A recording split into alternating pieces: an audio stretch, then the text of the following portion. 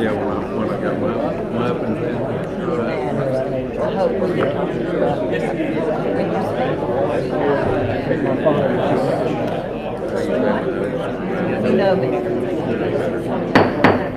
Call to order our county commission meeting quarterly for July. Commissioners, if you go ahead and log in on roll call voting, and we have 19 present and 2 absent. Our prayer will be led by our chaplain, Commissioner Fagan, and our pledge will be led by Commissioner Solomon.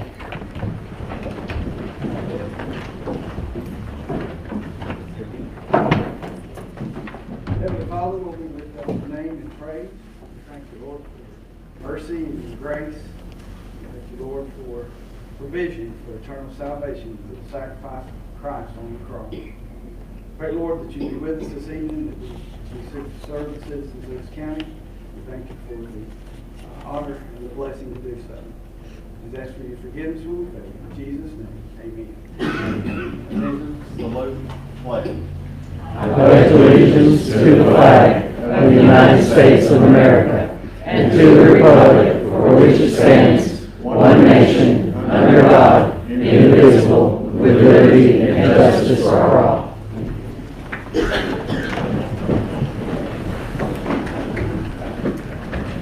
Let me welcome all of you to our county commission meeting. We're glad that you're here. I know that we have some newly elected commissioners from Hamlin County, and we're glad that you all are here visiting with us tonight as well. First item on the agenda is approval of corrections to the agenda. I think there's a motion to suspend the rules. Mr. Scarlett. On the budget thing, we need to add an item F that was left off. That was passed by the budget committee. Mr. Dockery made the motion on it. Okay. If you would.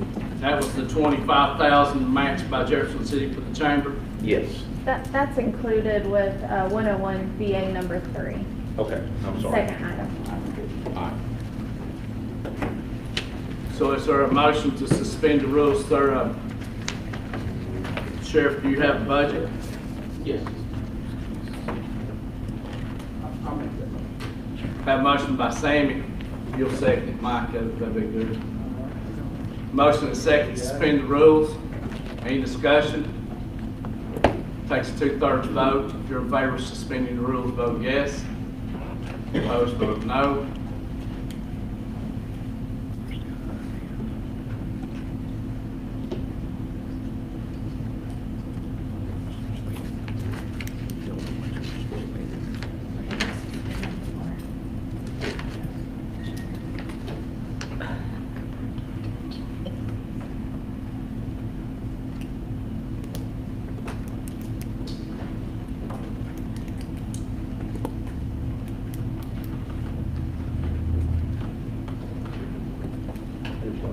Yeah.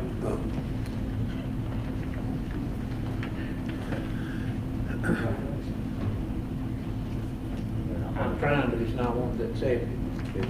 Pick John Neal. I promise I didn't vote for You did. I saw your finger. But you want to announce your vote, Commissioner Dockery? it. Yes.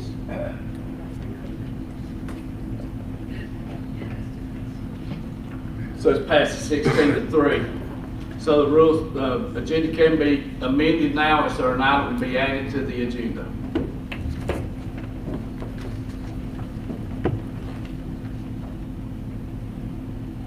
The sheriff has a budget amendment that he would like addressed.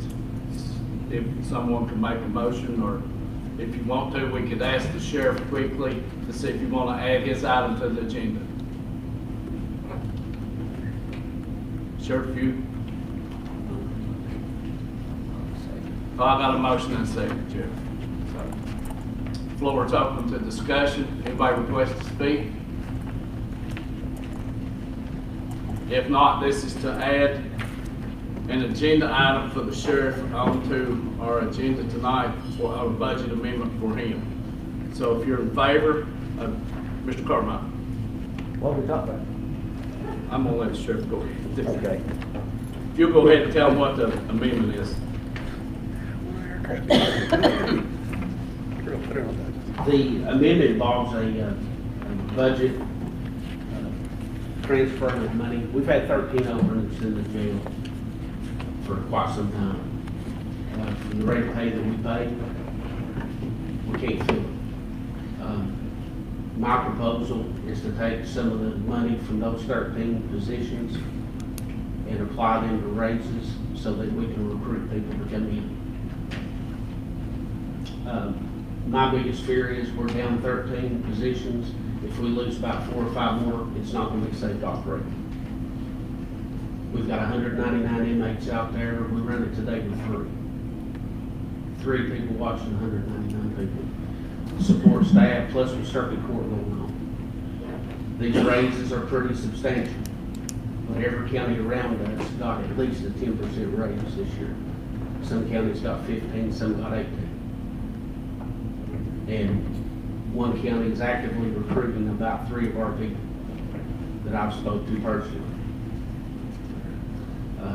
Their salary we can't compete with. But if we lose them, and the state's already done this in Middle Tennessee, it's unsafe. It's $40 a day times $199 for some of the jail to watch our inmates for us. We'll have 3 or 4 there to book them in, that when we transport them, and then they'll be paying to watch our inmates at $40 a day. Some counties has already quoted $45 a day for them to watch them. But this amendment, we can make copies of it. I can get copies of it to everybody. If you will take this up at a later time or later on. But it, for y'all to see a copy of what's being proposed. But I think it, even with taking all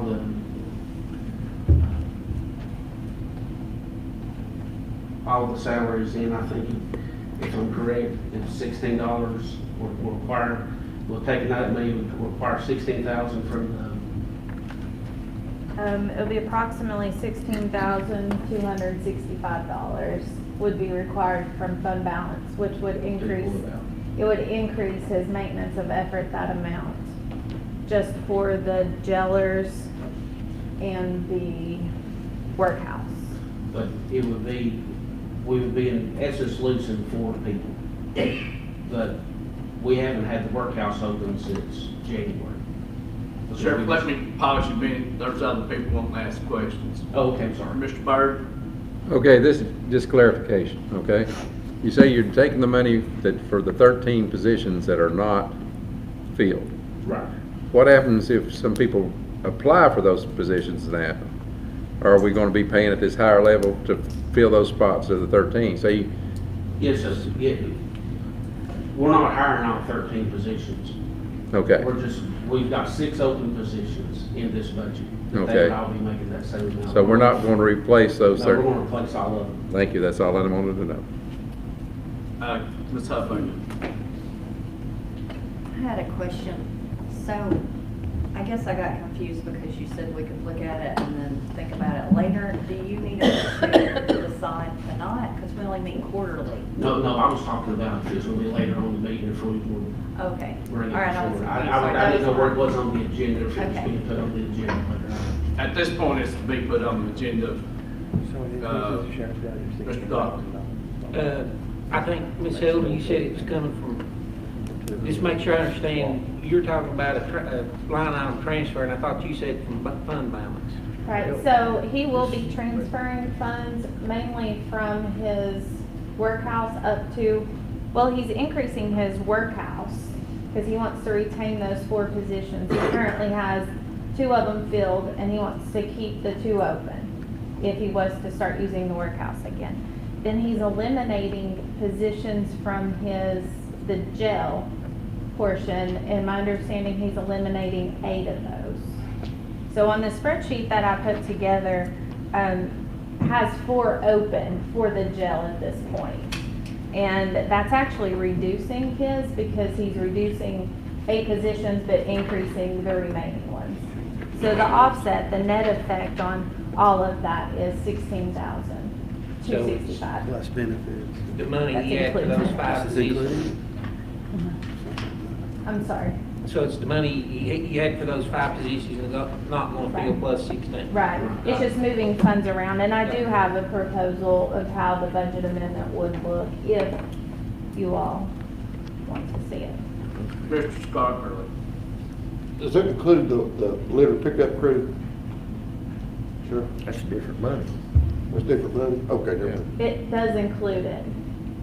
Yes, because it is considered, it is more work in the jail, I guess, than it Is is. it partially state funded? Yeah. It used to be, that's Yeah, what I knew. yeah, partially. It is, Just it's this grant part of it funded. wouldn't be. So this increase would not be Would not be. included in the grant.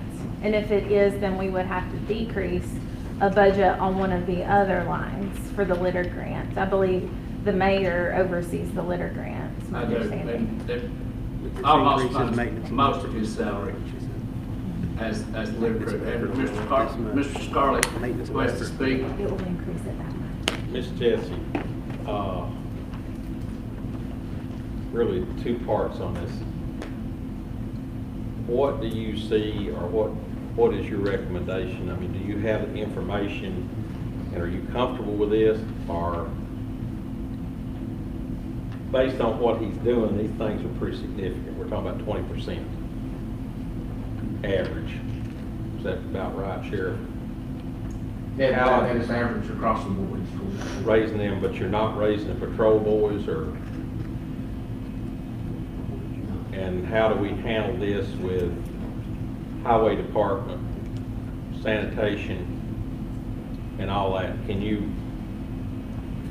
Well, with the information he provided, I did have to gather it pretty quickly and was not able to verify that this is exactly how he wants it. This does not include the patrolmen. My understanding, it does not include the detectives or the office staff in the sheriff's department. I personally, I think it's slightly uncomfortable in my position to even recommend it, since it doesn't include the entire sheriff's department staff or the county. We normally look in October, and that's how I was directed during the budget cycle, was to not include county raises. And as we would report the rollover in October, that was my understanding, that's when it would be viewed. Would you, if we didn't handle this tonight, would you feel more comfortable in having a few days to review this, or a week or something like that, and have a special meeting, or how do you feel about that? I would feel more comfortable if we did have a special called meeting, at least if we were not to wait until October. That way I could at least review it, get with him and his staff, and make sure that I do have everyone included. I hate to throw something together and not be 100% accurate. So if that answers your question. Mr. Fagan. Good. Good. So right now, you're voting on a motion to add this to the agenda to be discussed and voted on later, Mr. Scarlett. I can't get my computer to work, but I'd like to make a motion to postpone this and have a special meeting as soon as Miss Jessica could get all her numbers verified. I'm just really uncomfortable with doing this in a vacuum. And I'd like to propose to postpone this until she gets it together and gets with the sheriff to verify all this, and then we call a special meeting to handle this. And I wouldn't even care about if, I guess I'd like to see all of it handled at one time. I'm not comfortable with handling just one section. I'd rather handle the whole county together. So let me ask a question for clarification. So if we got rollover prior to the October meeting, say we got it in September, you're not nodding one way or the other, but so if we got rollover in September, we could address county employee raises then and this issue? I'm not saying we have to wait till we get rollover. I'm just saying I'd like for these numbers to be verified, and if we're going to talk about raises, let's talk about everybody together rather than just one group. Okay. So the motion is to postpone this to a special call, or move this item to a special call meeting to be determined at a later date. And do you have a date you want? After as soon as she says okay, okay, I've got my numbers. So at the discretion of the finance director, when she has her numbers, you can request a special call meeting and I'll call one. So that's the motion. Is there a second to that? There's a whole several of them. It's all right. Request to speak on the motion to postpone. If you hit your buttons, it'll make a lot, if they're working. All right. No button. Sorry. I don't have it. Go ahead, Mr. Reed. Sheriff, I have a question for you, please. You're saying that 4 of your individuals are already being basically approached about moving from Jefferson County to another county to work in corrections. Yes. Isn't this a decision that's probably gonna have to be pretty quick on your part? Because how many are you gonna have to lose before we reach that point where the jail cannot function properly? I figure if we lose 4 more, I'll just have to call the state and say, hey, I don't know if we can run it. Because I'm not gonna get people killed back there. So, and then we're I'm not gonna be get 3 people responsible watching for, 199 get killed. we'll be responsible for some, having to pay out some money additionally? Is that what I understand? Well, I mean, if they come in like they did in Middle Tennessee and says you ain't got enough people adequately to run this jail safely, and you move them to other counties. Now, if we're gonna do this in the next couple of weeks, I think we're okay, but I don't think we can wait till September, October. No. Because I mean, I had 3 leave in one day, all making $18 to $20 an hour No, at different jobs, and that was in one day. I mean, if it comes up next week and I lose 5 or 6. I just think this is so important for our county because the sheriff's department, corrections as well as the road officers are extremely important for the safety of our citizens. I don't think we can wait on this no week or 2 weeks. Hopefully that you would have a good enough ballpark figure that we could do it. We can't afford to lose people to some other counties. Somebody else requested to speak. Ms. Huffman, please go ahead. Yeah, I just wanted to make sure we didn't delay too long, so I think if we could do it next week, then that's okay. But I don't think we can wait. If we include everyone, I don't want it to be that we wait until we know what we have for rollover. We're too late for the sheriff because it's critical. The safety of the community is critical. So to me, in my opinion, that's not my only concern. Is I just wanted to make sure if we postpone it, it's in a time frame that's appropriate for the sheriff's name. Well, if I mean, It's usually. we're at the sheriff's department, we're at the crossroads. There's no other place to go. 2 SROs turned in resignations today to take better paying jobs. So I'm gonna have to take 2 deputies off the road and put them in schools because I am not leaving the school independent in 2022. Right. There's gonna be a deputy in there, and if response times, I mean, I don't know when we've done paid studies. Some places we're doing paid studies when I talked to them back in March, and then they turn around and give the people 25% raise. I mean, I don't understand it, but I'm in a position now where I've got 109 employees looking at me going, what are you gonna do for us? When Jefferson, Granger, when Hamlin, Cobb County, Sevier County, Knox County, Granger County is getting 10-15% raises. And they're gonna leave. Mr. Docker. I run the math just real quick. If the state were to come in, 199 inmates at $40 a day, it's $7,960 a day. If you do that for a year, it's $2.9 million. Pretty important decision, I think, keep the jail open.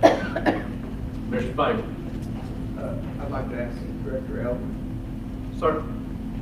what kind of time frame do you need to be able to just meet with the sheriff and make assessments regarding his department? I can do it fairly quickly. I turned this around from Friday afternoon, so, and then was contacted again at 3 p.m. today to verify some information. So it wouldn't take me that long if we could just sit down together and go over it together. Okay, thank you. Mr. Chairman, Yes. how long would it take to advertise the meeting? Not anymore. They changed the rule. Legislature changed it this year. You can put it on your web page or any electronic paper, and you've got 5 days from then you can have a special call. That changed in March. Can you be there in 5 days? Can you meet me within the next 5 days? As long as we get together and discuss if we're only going to include this group or if we're going to expand. Theoretically, if we went with July the 25th, which is 1 week from today, it would be in the standard banner on Thursday. It would also be on the Post, and it would also be on the web page for a special call meeting for that purpose. Like that, Mr. withdraw that question? Can you change the motion and say the 23rd? I'm open to the timeline, Mr. Fagan. All I wanted was to give her time to verify it, and then, have some, I'm just uncomfortable with her, if Ms. Elder says, hey, I can't recommend this, I'd like to verify a few more things. So I'm good with whatever timeline it is, and I'm good with not waiting for the rollover to talk to the other ones. I'm just not comfortable with doing this all of a sudden in a vacuum. Whatever. Can we And so, change our motion to say the 23rd? I'm fine. One second, Mr. Burton's wanting to speak. Just to clarify one thing, it's not that I don't think you should get this, it's just, like she said, if you give it to these people, then the patrolmen say, well, what about us? It should be a system, that's what I want it to be, is a system-wide thing. That's all I'm saying. Mr. Carmichael, then Mr. Blevins. Well, my commentary for the sheriff is this going to fix the problem, or is this going to help go after some more people? Is somebody going to stay if you put this extra money in this? How's this going to change? What's it going to change? I think without a doubt, people are going to stay, and it's going to be able to help to recruit people. Okay. Good quality people. Well, I mean, we advertise it on Facebook, and then I tell them, well, you're starting out at $13.01 an hour, and I get laughing emojis back at me on there. Because to work in corrections, they can go to any other place. They can go to Cobb County and make 60 more cents an hour to get people to spit cuss at you. They're not going to come here today. okay, my comment is for you, is that if we vote to do this, say next Monday night, and we decide we're going to do this, we're going to set a precedence for the whole county and every department head, that if they get their guys together and they decide, well, we're just going to walk out for more money, they did it. You know, I'm looking at the whole county as a whole and saying, hey, you're fixing to start a bid war. The last thing we want is a bid war, so it sounds like we got outbid him. And you know, it's hard to control help because I'm an employer. Been an employer my whole life up until a few years ago. But you know, my point is when you start the bidding and you say, hey, we're going to do this to try to keep somebody at their job. Everybody else sits back there and looks at that and bats their eyes and says, okay, now I'm suddenly worth more. So we're going to set the precedence by doing this, that the whole county could be open wide to suddenly we're bidding everything. That's the point that I wanted to make. I'm not against what you're doing. I'm just saying I'm playing devil's advocate here. Because if you do one thing, you got to do it for everybody. That's how government works. So we got to think about that. We got to have our thinking caps on when we sit down to do this. That's why I'm strongly against haphazardly doing this, because there's a lot of rules and regulations that when you change one guy's pay and you didn't change the other guy's pay, they could be suits filed. So I'm just saying, let's be very cautious. Mr. Blevins was next. I would love to ask our county attorneys, but I don't see any here. The jail is the wheels under the sheriff's department. Wouldn't you agree? If they don't come to work, the whole thing stops. I worked in that old jail. I know. You know. Ronnie knows. Jimmy Dell knows. If that goes down, it all goes down. Harry's numbers are right, and that could start tomorrow. Especially when they watch this on TV. So I think we should give you $25,000, not $16,000, but we need to deal with it tonight. You should get every dime of it. Ms. Langley. I hear what Mr. Carmichael is saying, but I don't see how, along with Mr. Blevins, I don't see how we don't have a question here. We've got a county official coming to us and telling us that one of the most important arms of our county, law enforcement, is hurting right now. We need to respond. And we're going to have to deal with what the rest of the agencies do later. This man's got a problem. We need to solve it. If it's okay, I'd like to ask them. Also, those corrections officers don't get patrol cars to drive back and forth to work. So that's a huge difference just in that. We should be paying that difference anyway. We always should have since Davenport was here. And nobody wanted to do it. What's the difference in starting pay, Jeff? Right off. Just road deputy starting pay. Between, you talking about between the jail? and Yeah, the road deputies, what's what's what the difference? ratio was It's about $5,000. per year. A jailer starts out at $28,716.13. That's A pathetic. road deputy starts out at $33,353.96. And nobody wants to go back in the jail and work, so they're not gonna say a word. No, That's a different job than anything else. If they got the raise. We need to be paying more already. If they get the raise, they'll go above the patrol. So then everybody will come off the truck, go to jail. No. No, probably not. But I mean, you know, and what Mr. Scarlett's saying, I mean, it ain't wrong, but as a sheriff's department as a whole, and I can't speak, and I know Mr. Carmichael, there's other agencies, I mean, they need money. They need people. But I can only speak on behalf of the sheriff's department and the people who work there. And when I've got people that's, I know where their heart is going out protecting these citizens every day when they look at us. And I mean, they've got friends at these other sheriff's departments and other police departments when they're looking at it. I mean, Jefferson City, their lowest guy got 28% a month ago. 28% raise. The guy that's just come off the street is making, just right out of the academy, is gonna be making $42,000 a year. I've got guys that's been on there 8, 9, 10 years that's making 37 and 38. They're not gonna stay with me when they get an opening. That's what I said, we're at You the just crossroads. touched on my point right there, Sheriff. You gotta look at the whole thing, and we're gonna have to revamp the whole system. A Band-Aid won't fix this. I know, but That's my everybody point. else- A but I know. Band-Aid ain't gonna fix But it. every- but every- You but gotta look every at the whole county system. around here has. They've fixed done it. it, we're behind. And we're behind. That's We're right. behind Cockhill. Mr. We Coleman. don't start spending some money. Just some food for thought. Those jailers come in every day for a minimum amount of pay. It takes 10 COs to have a full shift. And you come in there and take care of 200 people with 3 correction officers. How many people in this room would do that? Exactly. So if it's not emergency, somebody tell me what it is. It is an emergency. We can bicker and talk for the next week, and we're still going up with the same problem. It's a job and it has to be done. So either we pay them, or TCI will come in and say, no, we're gonna ship them somewhere else, and you will pay this. Or it takes one lawsuit.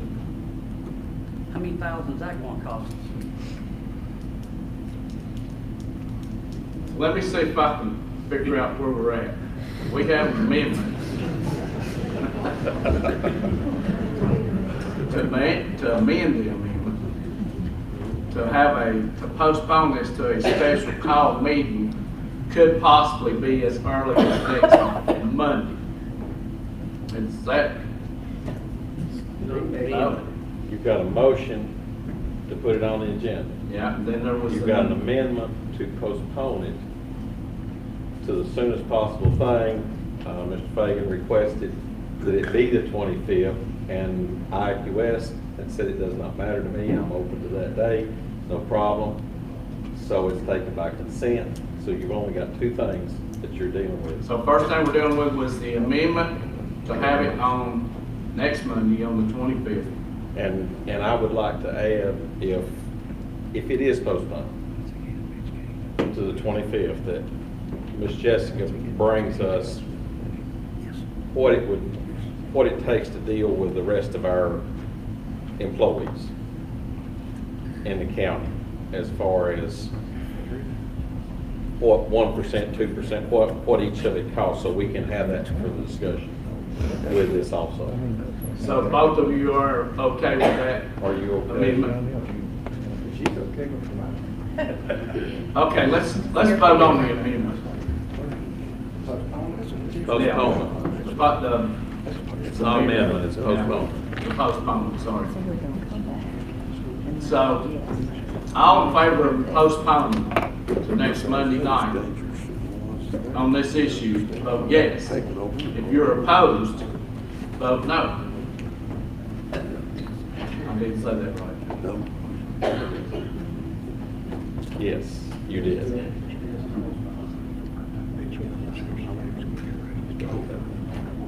not gonna do it, no matter when we do it. And I'm assuming this take 2/3? No, sir. Okay. Simple majority. I thought it did. It passes 11-8. So the motion is now amended to postpone the meeting to next Monday night. No. I'm sorry, I lost it. It is being postponed till next Monday night, Correct, in a special call in a meeting. special call meeting, So I think we have suspended the rules. Anything else that anyone is wanting to add to the agenda tonight while the rules are suspended? If not, sorry, Reese. Not it, but on the agenda today, it was pulled this afternoon, attendance policy and pay for commissioners with meetings. Mr. Jefferson asked to put that on there. He was unable to be here tonight, and he said it's okay to pull it. Okay, so are we able to bring that up again for tonight? You can bring it up tonight, yes. After talking with the attorney, I think you're gonna have to have the attorney here to deal with that. It seems to be a little more complex than just other. Okay. When I talk with the attorney, you either gotta do salary or you gotta do per diem. And per diem is related to every single committee that's on county commission, so, but once we pulled it, the attorney didn't come, so, sorry. In answer to your question, Rick, when I was chairman a few years ago, we addressed, because Mr. Blevins reminded me, we addressed the very issue that you're talking about. And the red tape would take a Philadelphia lawyer 2 weeks to figure out. Because what it is, when you talk about the pay of an elected official, there's about 4 different laws that pertains to that. And we decided it wasn't worth the aggravation. Because we had done tried it. And I'm thinking it was probably the second or third year that I was chairman. But I had the paperwork to it, and I went to look for the paperwork, and I didn't have it all, so I didn't bring it tonight. But we tried that and figured out that it was going to be, you was going to have to change the whole structure, and it was going to have to be treated more like a beer board or something like that. So it was going to completely change the whole scope, so that's why we decided not to do it. So if you change the whole scope, and commission meets again in October, and that's a 4-year commitment, does it then, because you're in a new session, something that's applicable after that term is finished, then be 2026? Well, it's not that simple. The attorney will have to draw it up, and you have to send it to Nashville to get it approved before you can actually touch that pay, as it is right now. That's why the county commission pay has never been changed. I've been on here since 2010. I've been here 12 years, and it's never been touched and never been changed for that reason. We did some rock school board. The answer is yes, it can come up in October. Yes. If October, if anybody here wants it on October, we can put that on October meeting. There'll be some new commissioners, but a lot of you will still be here. We can put that on the agenda for the October meeting, and the attorney can come and talk about it, and you can get it first thing. If that's, yes, ma'am. I'm not trying to put down the agenda, but in asking Mr. Carmichael, how do other counties do it? Well, And there are other counties that do this, right? we got into that, and basically they do it the same way we do. It's per month, and it's split up over a year. And that's how your taxes is took out of your money, and that's how the payroll, Miss Jessie knows how the payroll works. But when you go into the payroll of an elected official, there's state law that rules over that.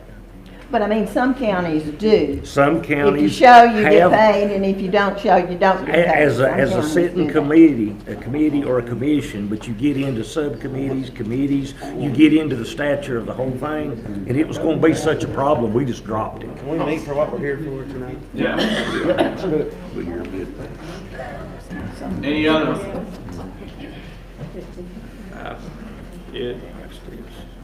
I got appointed to finish out a term. It's disgusting me beyond belief with absenteeism. Why in the world do you go around and campaign for this and then not come to the job. And so, Yes. in relation to that, I think it's an effort to call this above reproach. You don't come to work, you don't get paid. That's a very simple concept. It doesn't Pay happen. the sheriff's office. I think we get paid to come here and vote like we're doing tonight on things that are hard and a lot of people don't want to deal with. Did you win your election? No, sir, I did not. Okay, I'm sorry you didn't. I think you've done a good job. But I think we need to move on to what all these people are here for tonight. Yes. I will get the attorney, and I will bring that to the October meeting at the work session, and he can cover it for county commission. And we'll go from there. So I'll do that. I'll make sure that the county attorney's here at the October meeting to make that discussion. Are we ready to approve the agenda? I wanted to ask a question. Why was that little red banner up there that said it did not receive enough majority? And I know our system is perfect and it always works. Yeah. So it's because it counts the mayor and chairman as the 22nd person. Okay. So it doesn't read Okay. 11 as a majority. Yeah, I just looked for 11 up there, so that's what I went on. I used to do that, and then you all called me out for it, and now I didn't do it, so you called me out for it as well. So anyway, can't win losing. So we're ready to approve the agenda. And we have a motion to approve the agenda, I think, and we have a second. Any other discussion on the agenda? If not, all in favor of approving the agenda as presented, vote yes. If you're opposed, vote no.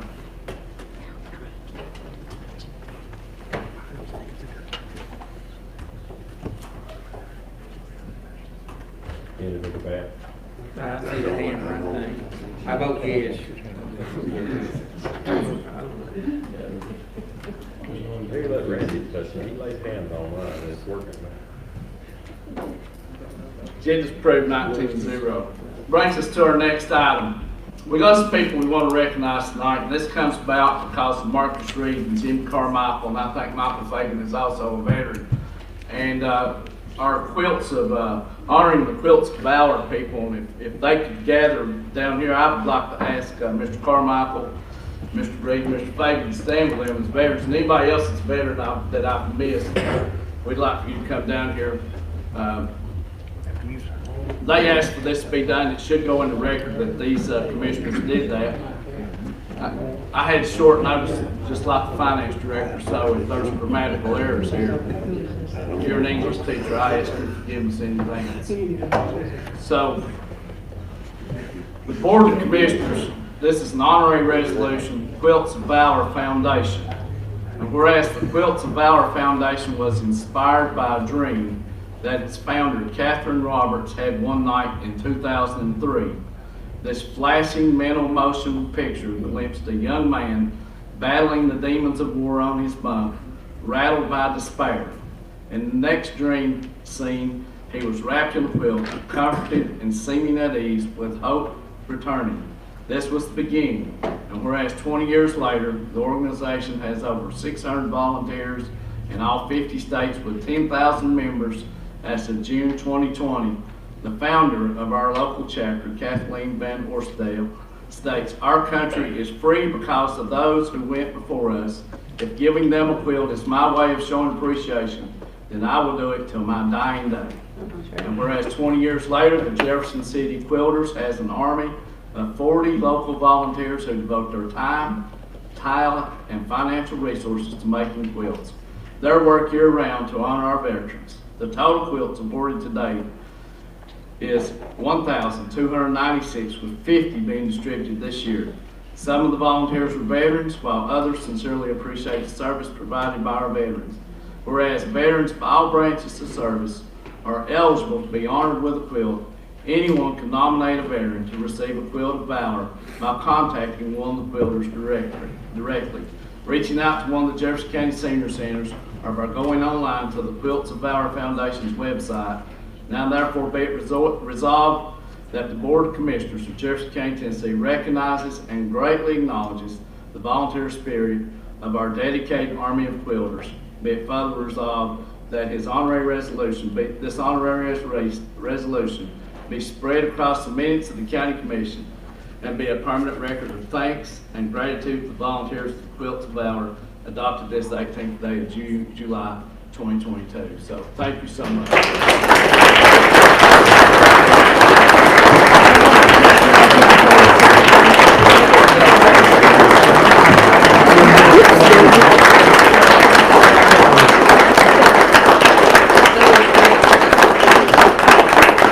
You want to hold it up?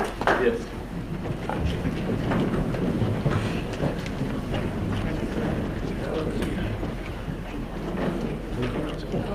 I cannot see the ladies. I want to get Jerry up front. She's also a veteran. Okay. You ladies need to be a little bit, let me see your faces.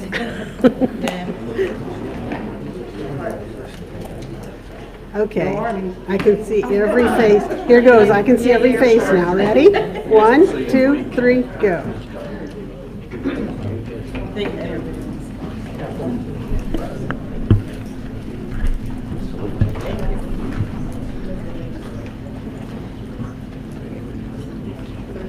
Thank you all again for all that you do. We appreciate it. And I've been at services where you give out your quilts, and the veterans are certainly appreciative of everything that you do. So We're doing another one this coming Friday at the White Pine Senior Center. If anybody's free at 11 o'clock, come. thank you. Next item on the agenda. I hope we go faster with the minutes than we did with the agenda. So we're combining the Beer Board meeting minutes, the regular quarter session, the special call session, 2 special call sessions into one vote. We have a motion by Mr. Bales and a second by Mr. Byrd. Is there any corrections, amendments, or discussion regarding these minutes? If not, if you're in favor of these minutes as presented, vote yes. If not, vote no.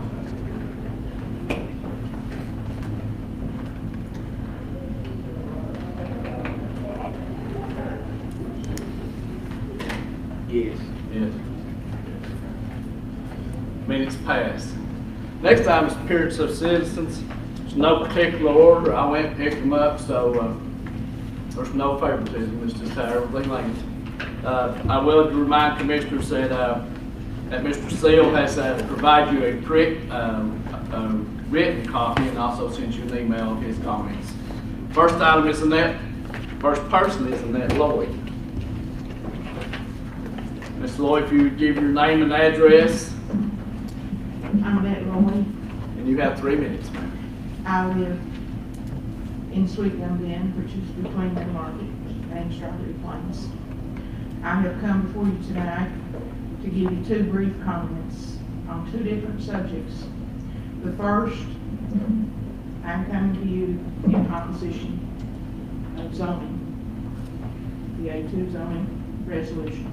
The reason being that I think it is inappropriate at this time when what we need to be doing as a county as a whole is developing a professionally done, comprehensive land use and zoning plan. We have a lot of problems. Until that is done, you will continue to have controversy. My second subject, schools. I taught school for 37 years in Jefferson County. I think that gives me some standing to give you some advice. I've watched the schools for all these many years, and I've seen a lot of things go on. For the last dozen or so years, I have seen mistakes that were made, compounded, year after year after year. It is time for the county commission and the school board to get together when these changes come about in this new revolution that we're about to have. Get together and do what is needed for the schools. Not what you want, what we need. There is a solution to the facility needs, and there is a solution to a lot of other needs in the county if people will just quit pursuing their own agendas. We need to help our children. There is nothing more important than the public school. If you give up on the public school, you are giving up on your democracy. period. You need to do what we need done. Not what you want. We all want different things, but what you need. If anybody'd like to discuss this topic with me, I've made a study of it for the last 45 years. I feel like that gives me some insight into what we need. And I'm hoping that with the change on the commission and the change on the school board, that somebody, one of you, somewhere, will stand up and do what these children need. Then the sheriff might not, after a few years, be having to watch 199 prisoners. Thank you. Thank you, Ms. Lloyd. Andrew Romine.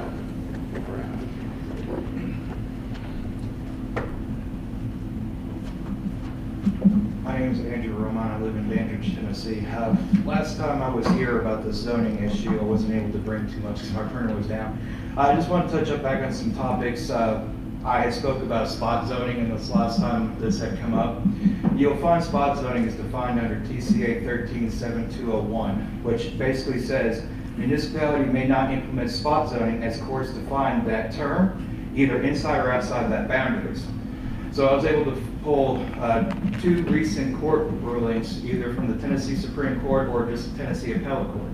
Spot zoning refers to the practice of singling out a piece of property for a use classification totally different from that of the surrounding area. The Tennessee Appellate Court further went on to add these requirements in order for it to be spot zoning. In order to constitute illegal spot zoning, a zoning ordinance, 1, must pertain to a single parcel or a limited area, ordinarily for the benefit of a particular property owner or especially interest party, and 2, must be inconsistent with the city's comprehensive plan, or if it doesn't have one, it cannot differ from the surrounding parcels that is in that area. And it must adhere to the regulation, i.e. like public health and safety and general welfare of that area if there is no comprehensive plan. In addressing the claim that is an improper spot for zoning, the most important factor whether the rezoned land is being treated unjustifiably different from the similar surrounding area lands, thereby creating an island having no relevant differences from its neighboring property. Now I want to touch up on where it talks about general welfare. We all know that Jefferson County doesn't have the Uniform Landlord-Tenant Act, so we go to looking into real estate law. You'll find what's called the deed or warranty of peace and enjoyment. When you look that up in Black's Law Dictionary and in realty law, that tells you that a property owner has the right to peacefully enjoy their property from any kind of disturbance, noise, pollution, or contaminants from another property owner. So in saying if you adjust a parcel to put a commercial building in here, let's say you want to put a warehouse to store chemicals, and for some odd reason that chemical spills into the groundwater, you're disturbing the quiet and joyous and tranquility of the other property owners of that area. There's one other thing I wanted to touch up on, because I don't want to take up too much time from you guys. Also, the question came up of grandfathering and Strawberry Plains because of the mine. The only case relevant that I found comes from the Tennessee Supreme Court, where they echoed Holdridge v. City of Cleveland from 1966. Grandfathering laws. The mines were in place before the zoning laws were in place in Jefferson County. You cannot use the mines as an exemption to spot zoning, saying, well, there's already an industrial spot there because of the mines. The mines cannot be used as an exemption to spot zoning. I just want to throw that there. If any commissioner has any questions, feel free to email me. I've already emailed some of these documents to some of the commissioners. I'll be happy to speak with them. Thanks, sir. Stephen Fry.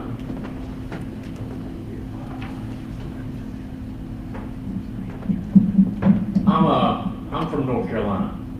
What's your address? We moved to Jefferson County in September of 2019. We bought land there, we purchased a home, paid for, and we love it here. That's why we purchased the land. It was a great place, we thought, to live out the rest of our lives.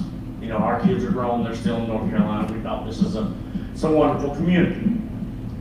Then last year, the whole slaughterhouse thing come up, and that's like, you know, it's not good for our community. people are pushing it on agendas, and now here we are again with this new zoning thing, and I really feel like it's just a sideways around, stepping around to still get what they were after. I feel like a no vote is what's needed for the citizens of Strawberry Plains, because I've talked to all my neighbors. Nobody in Strawberry Plains wants this. Nobody that I've spoke to, and I've spoke to quite a few of my other community members. We feel like it's being forced down our throats of something that we don't want and shouldn't be there. And I think the only responsible vote for the citizens of Strawberry Plains is a no. Anything else is just, you're just voting yes for the greed of someone else. If they want that slaughterhouse so bad, let them put it on their land. From what I hear, they have a lot of it. We don't want it in the Strawberry Plains. Thank you, sir. Willis Lively, did I mispronounce that? Willis Lively. Say that right. And Willis Lee. I guess the agenda wasn't good enough.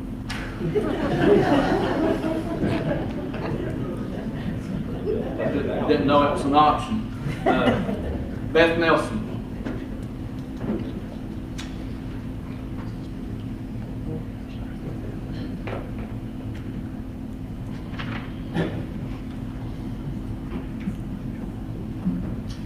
Beth Nelson, Strawberry Plains. Many in this county, including myself, are asking the question of you, why, when we purchase property with specific zoning regulations attached, are we always defending our zoning? Why can we not have peace in, for instance, we purchase a piece of A1 property that the uses permitted for it and the surrounding areas will continue to be the same somewhat? Again, why are we constantly in front of this body defending our homes and our properties? Before you today are two zoning items. One, the creation of an A2 zone, which will adversely affect any neighboring A1 properties. The A2 zone is a subversive way to allow slaughterhouses, factories, and flat industrial activity totally independent of agricultural activity. It's about hauling in product and processing, period. Per the zoning resolution, the intent of our industrial zoning is it will not adversely affect neighboring properties. Not only is this industrial activity, but if you vote for this A2, any A1 property will now be vulnerable, and it will also be susceptible to rezoning to an A2. Why would you vote to allow industrial zoning adjacent or near any residential properties, which are most certainly many A1 zoned, and do this to the current taxpayers in this county? The second item before you is the request to rezone an A1 property in New Market to I, which is what Mr. Romines was speaking about. Outside of the growth boundary, spot zoning for a specific individual, which is against code. It's not only allows and opens up for shooting ranges, manufacturing, factories, raw material refinement, and adult uses near A1 properties. Where does it stop? Industrial zones should be as others, placed in common and like places. Industrial parks where infrastructures are in place, and as I stated before, per our zoning regulations will not affect neighboring properties. There is absolutely nothing in the current I1 zoning as proposed which will keep this from happening. Furthermore, it will set up those adjoining properties to continue to be rezoned I1 or, heaven forbid, I2. I2 encompasses many environmentally bad businesses, landfills, smelting plants, incinerators, and chemical plants. You're setting precedent. The county recently objected to an event business being located near a community, denying the rezoning from R1 to A1, and filed suit to stop the event business from operation. Why would the county fight a court battle against a simple business and yet turn around and allow industrial activity near neighborhoods, thus changing the landscape of our entire county? care about this entire county, not just about Strawberry Plains. We need organized, efficient, and environmentally sound zoning in this county. The future of this beautiful place we call home deserves it, and I don't have to have lived here all my life to believe that. Thank you. Sharon House.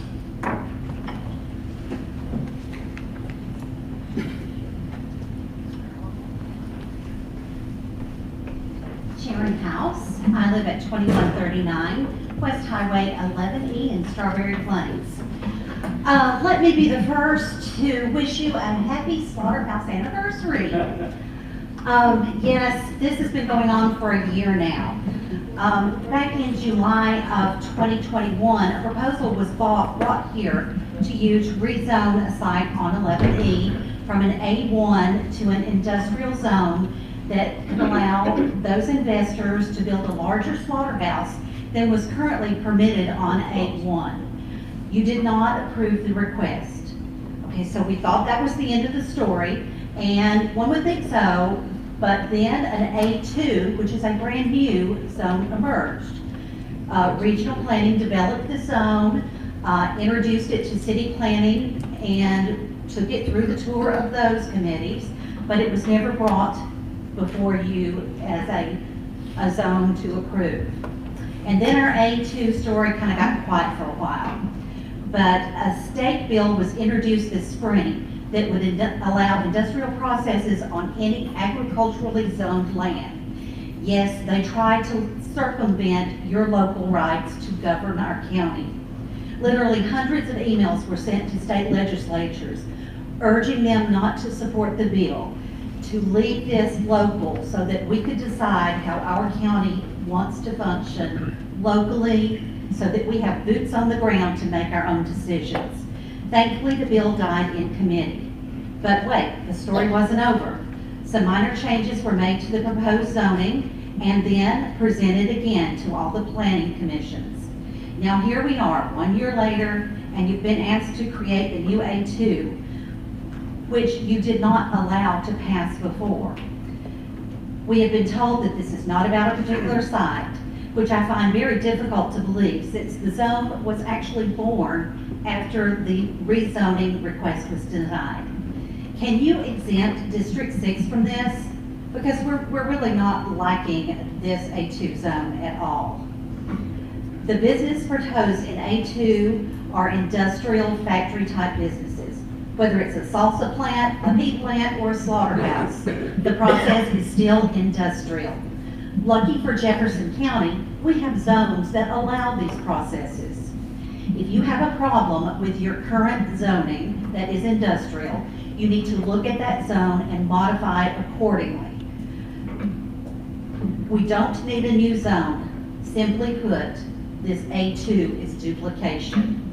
It's time to address our zoning issues in our county. Tonight, I implore you to vote no on A2. Then let's seek out a professionally guided service to review our land use plan. If we don't, you know we'll just be here again next year. So we'll see you again next July, I guess, for our second anniversary, and next time I'll bring cake. Thank you. Jennifer Montgomery.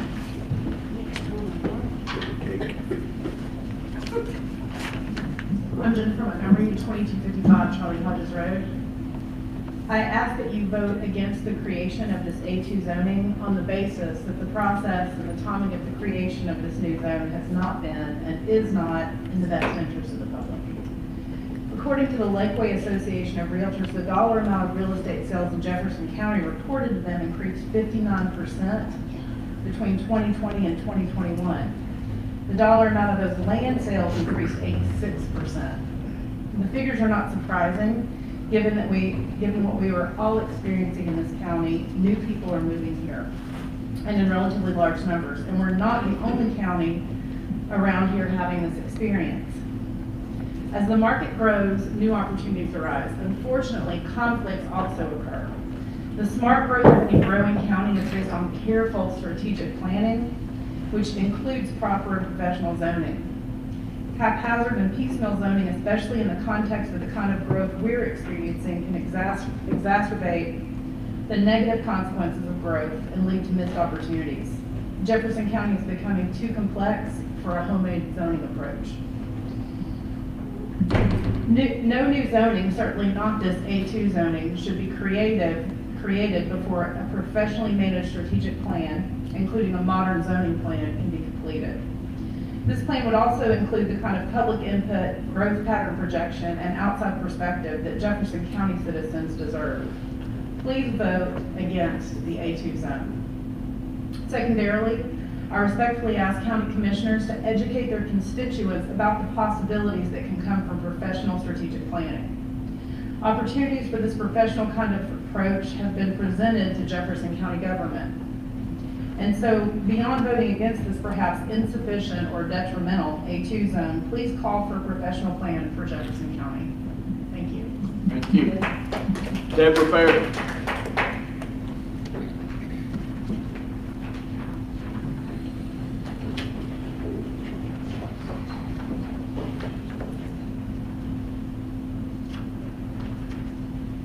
I'm Debbie Berry. I live at 535 Brunner Road in Strawberry Plains. Everything I had written down has been said already, but what I would like to say is we have a strategic planning committee in place, as well as a land use plan being developed. Let these people do their work before we do any more zoning. And as our signs have said, I ask that you zone responsibly. Thank you. Thank you. Melinda Ernest. Did I get that right?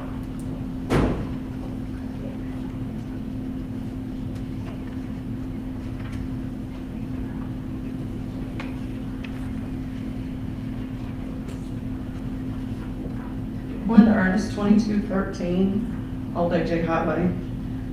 It sounds logical to me to have a land use plan in place so issues like this are not met with contention and drug out for a year. If we appropriately group like businesses and industries together, we can effectively protect our neighborhoods and have a proper layout in our county. We all agree that the zoning needs work, and that's why we need to do this right the first time. The proposed zoning for the A2 only requires 5 acres of land to slaughter 100 cows, 5 acres. That is basically opening up the county anywhere to have an industrial slaughterhouse as long as there's 5 acres available.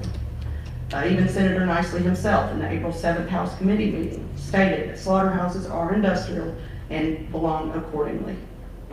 Property owners should have the right to do as they please on their own property, but you can't do anything that is detrimental to the county or the neighbors around you. This is the whole reason zoning exists. Keep in mind that the industrial park changed their protective covenants last year before the August vote to exclude slaughterhouses from the industrial park. Their reasons were no uses which will be a nuisance, produce noxious odors, liquids, gases, or cause noises which would injure the neighboring properties. An industrial park deemed a slaughterhouse too damaging to be located in their park. That says a lot. We need to do this the right way and protect our county and our communities. We've been told this is not about one particular site, but there's a lot of reasons we're skeptical.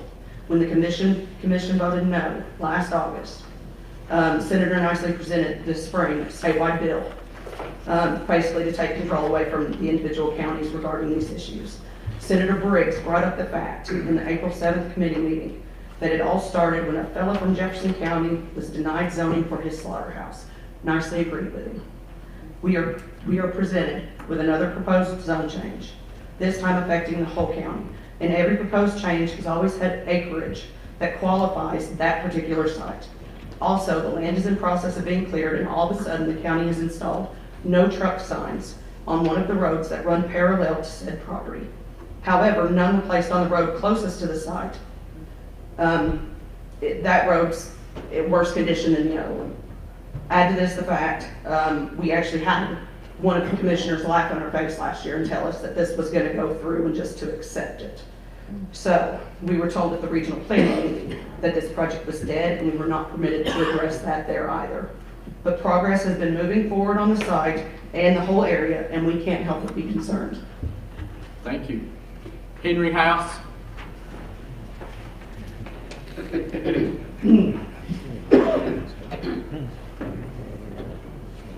it threw me on the form when it said first name and middle initial, and I always put Henry, but I go by Harry. Nobody, just the government calls me Henry. We'll still let you speak. Okay, well, I appreciate it. I'm not gonna beat a dead horse here, but I would like to, just to remind you that, when a lot of this started circulating, over the past year, people said that if somebody buys a piece of land, they should be able to do what they want with that land, regardless, and that's a real nice thought, but that should never supersede the rights of an adjoining landowner. Never. It's almost un-American to think that your rights supersede someone else's right when it comes to property rights and property value. And all I want to say is that I think this is, this zoning is short-sighted, and that our county deserves better. Please vote no. Thank you. David Nelson.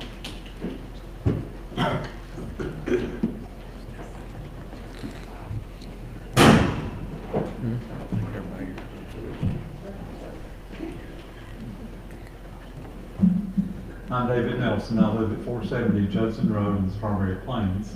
I'm here speaking individually on behalf of a group. The County A1 zone now allows food and meat processing for products produced on the premises. It also allows for the sale of those products on the premises. The proposed A2 zone will open the county's doors for food processing, animal slaughtering, animal processing as standalone industrial operations on A1 property without any related farm production on the premises. The proposed zone is for industrial operations only.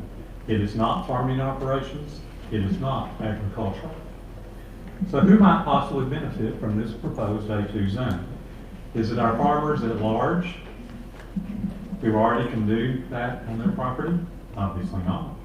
Is it the numerous homeowners who might end up with a chicken processing plant right next door? Obviously not for their benefit. Is it then for the benefit of Jefferson County as a whole? Obviously it's not. This A2 zone then will only benefit a small group of property owners. Those farmers who want to start an industrial operation on their farm, or even worse, an out-of-state corporation that wants to buy cheap Tennessee agricultural land to build a factory. All industrial land uses should be in the same predefined general area, not scattered randomly around the county. Mixing incompatible land uses will corrupt the quality of life for our homeowners. This proposed A2 zone simply has no viable merit. It is contrived, it is inherently geared towards special interests. The Tennessee Planning Commission handbook states this: no small group of property owners should benefit from a zoning amendment to the detriment of the general public. I am asking you to vote against this A2 proposal. It is detrimental to the general public. Also, I'm asking that if you stand to benefit personally from this zoning, directly or indirectly, will you please do the right thing and abstain from voting?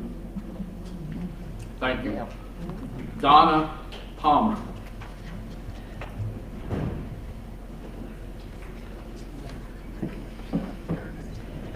Donna Jean Palmer. All right. Guess the agenda got her too. All right, next item on the agenda is the approval of notaries and bonds. There's a list of bonds to be approved for elected officials. Mr. Herndon has provided you a list of notaries. A motion to approve will be in order. We have a motion and a second. Any discussion or amendments? Anyone want a question to speak? If not, all in favor vote yes. Opposed vote no.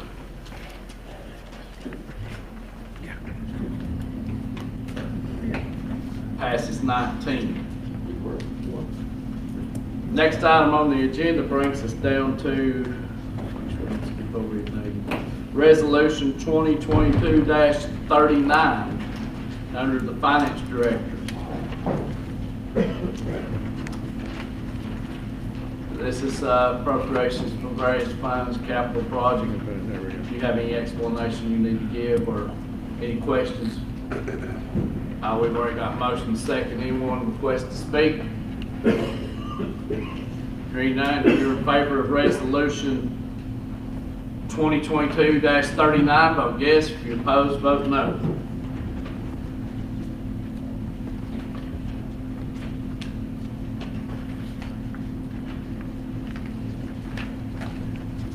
Passes 19-0. Next item, if you'll roll down to under the tourism department, it's an ARWPA permit request. It's only required that you be informed about it. Tourism department and myself, we think it's better if it comes as a motion and a second approved by the body. Have a motion by Mr. Reed, second by Ms. Huffaker. Any request to speak? Hearing none, all in favor vote yes. Opposed, vote no.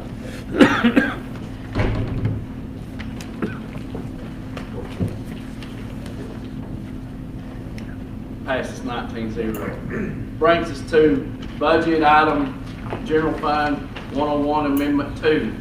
Coming from the Budget Committee, there's no motion or second. Any discussion? One, Mr. Chairman, this does contain the funding for the library, and there is an attached letter. We rolled this from last time. Yes. And it is a maintenance of effort increase for Jefferson City.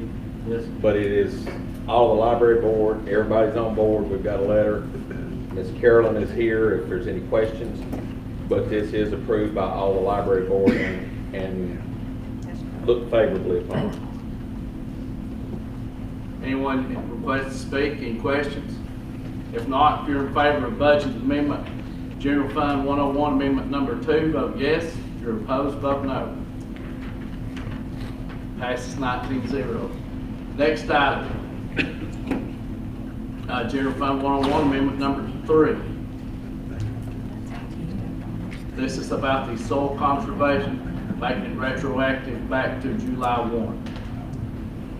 Have a motion. This one also contains the motion from the request from the chamber for $50,000, which was cut to $25,000, conditional upon Jefferson City paying $25,000.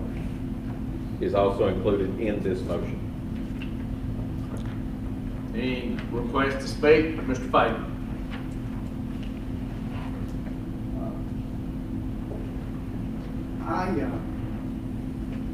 I'm fine with the $25,000. Refer to the budget committee on that. Once we interacted with the chamber with regard to determining how much the county owes. But in conduct of business, I don't ever get to determine that what I'm going to pay someone is contingent upon what somebody else is going to pay. I don't think that's appropriate. So I think if the budget committee thinks we owe them, obviously do, as they brought this before us, then we should pay them that $25,000 regardless of what the city of Jefferson City does. But what we do should not be contingent on what they do. So I'm going to make a motion to amend that part to strike that is contingent upon what Jefferson City does. You're making a motion to strike the part of Jefferson City and for the county to pay $25,000. Is that correct? That is correct. There's a motion to amend. Is there a second? Second. Ms. Thomas. Discussion. Hearing none, we're voting on the amendment. The amendment eliminates the part contingent upon Jefferson City paying $25,000 and the county pay the chamber $25,000. If you're in favor of that amendment, vote yes. If you're opposed, vote no.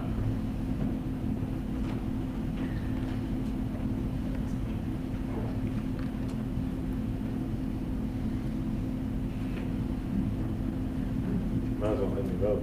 Let me vote either. Let me vote either. Nobody can vote. Barry?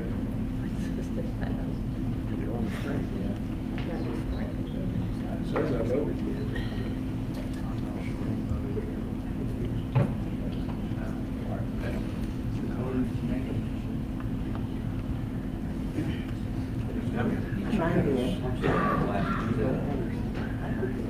Some of these screens are showing that it passed and some are not even voting.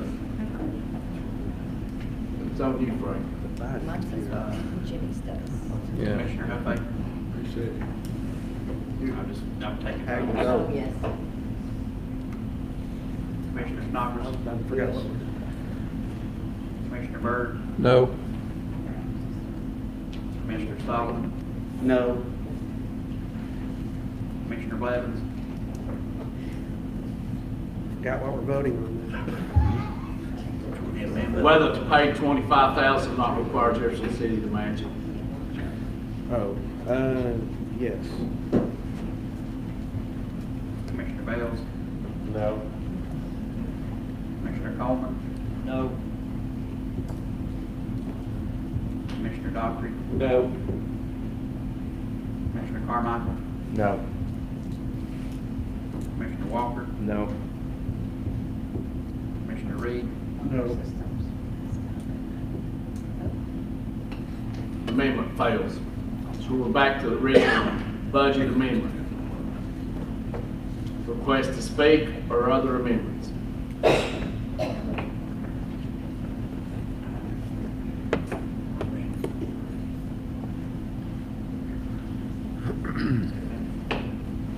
It is Amendment 3, Fund 101, Amendment 3. If you're in favor of the amendment, vote yes.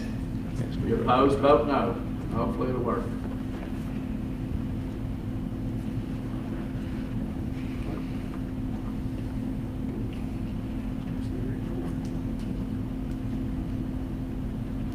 Passed with majority. Next item, Fund 127, Amendment Number 1. Coming from the Budget Committee, needs no motion or second. Any request to speak? Commissioner Scarlett. Ms. Jessie, is the list you gave us on the breakdown, do we need, that was for information, do you need to say anything on it, or is it going to be included somewhere on the utility breakdown? On the utility breakdown, And the, what was voted on for budget committee, yes, is it need to be separate, or is it included in this? it's included in Okay, this. thank It's you. just bringing the funds back in. Okay. Other questions?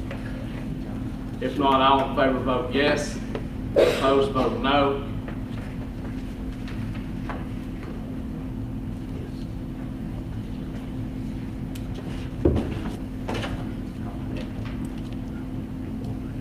Passes 18-0. Next item, Capital Fund 171, Amendment Number 1. Any requests to speak or amendments? If not, if you're in favor, vote yes. If you're opposed, vote no.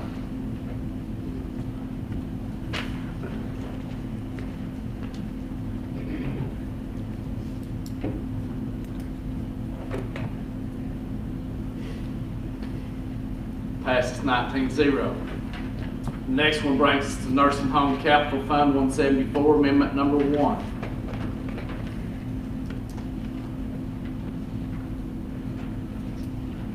No request to speak. All in favor vote yes. Opposed, vote no.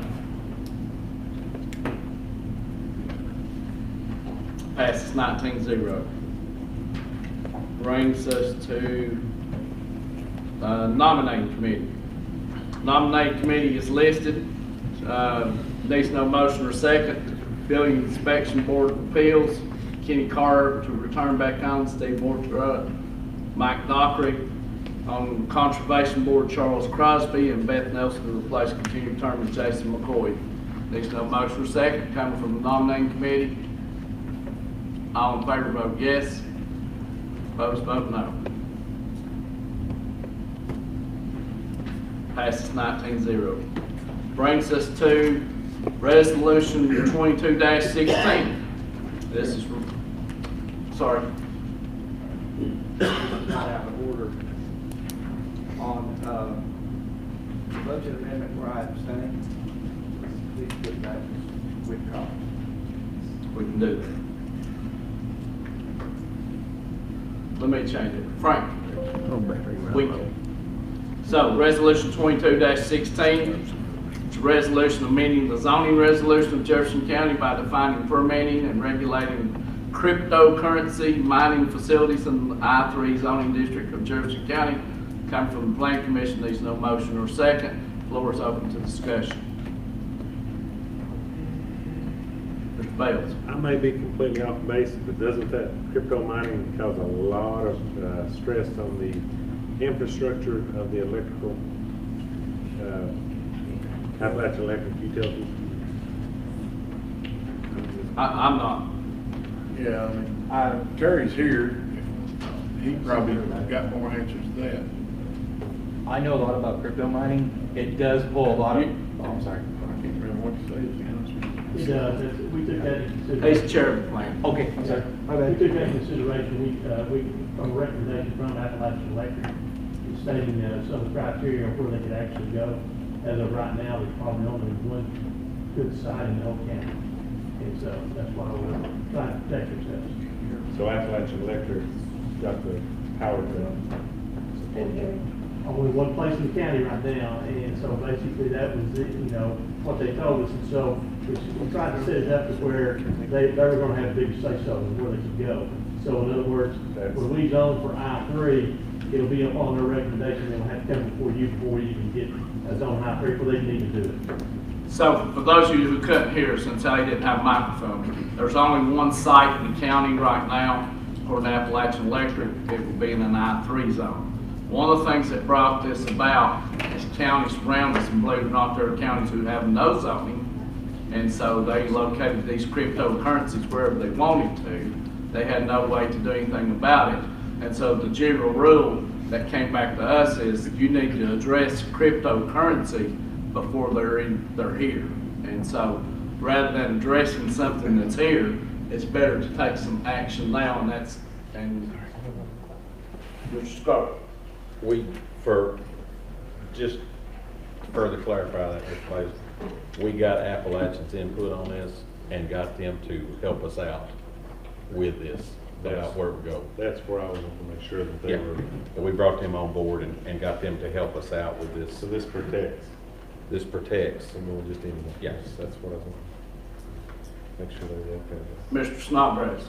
So where would it currently fall? In just I-1 or I-2? We did not have a specific zone for this because it's something that's brand new. Terry, if you come to the microphone, I'm sorry, but everybody can't hear you. They've also got, they have to have a permit from Appalachian before they can begin.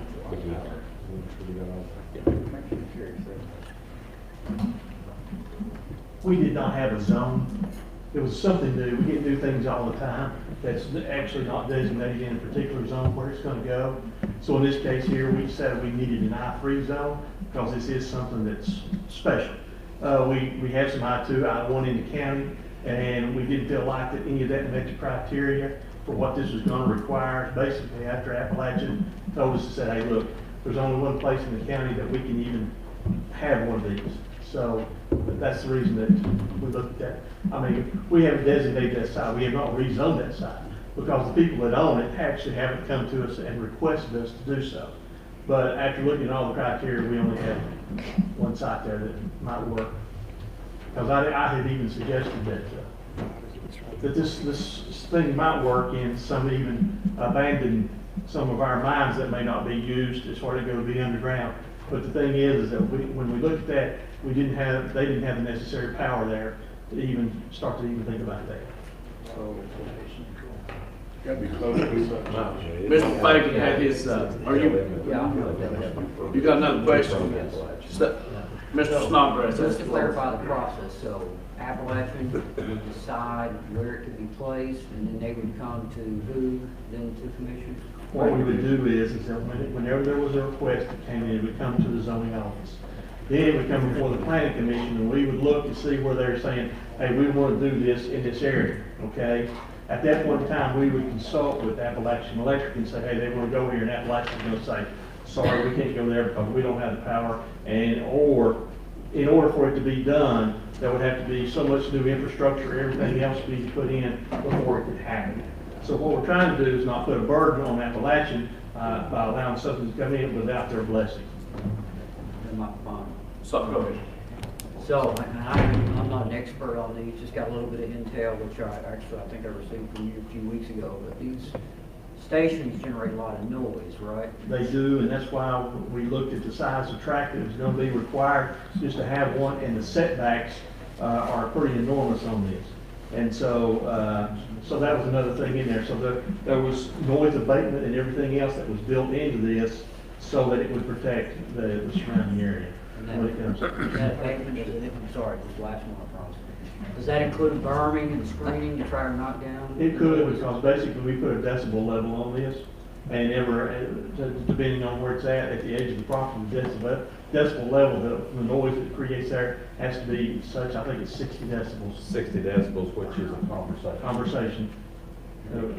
You can't leave the property over 60 decibels if you're standing at the property line. So I've got a couple of people in line here, so I think Mr. Fagan and then Mr. Dockery. And did I understand correctly, there's a permitting process with that land? That is correct. At times, I'm sorry. Yes, there is. Because when you think about it, and this were to come in, it could cause actually a whole new substation having to be built by Appalachian just to handle the power that would be necessary to operate one of these things. And so, and the other thing, and Paul can attest to this, is how big the units are. It's just amazing how big a structures these things are, and the space that they take up and the power that they use. And so the thing is, technology changes all the time, and it may come to the point in time where they eliminate the noise and it doesn't take as much power, and we can go back and address it then. But right now, we've seen the problems that's occurred in the other 20 counties.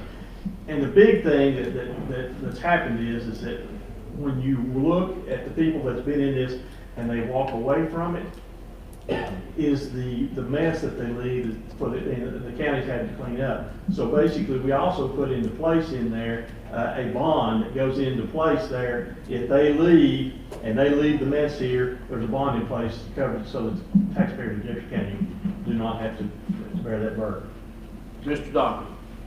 I was just gonna point out section 7.17 as far as the power requirement, 7.17B, written assurance of available power, an official signed letter or similar written document from the power distributor is required in conjunction with the site plan.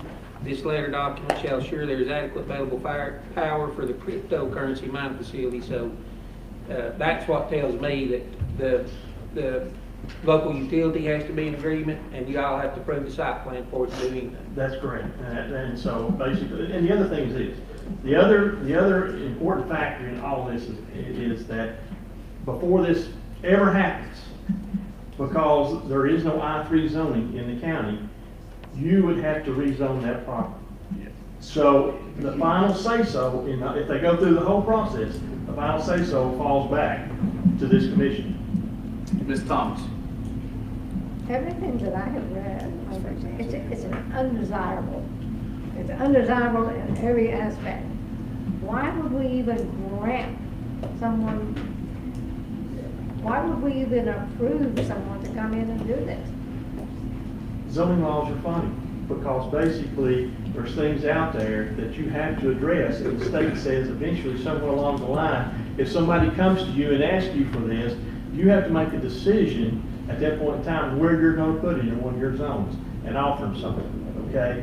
So instead of us being behind the 8 ball on this, and we saw what was going on everywhere else surrounding us, we try to be proactive and try to protect ourselves up front.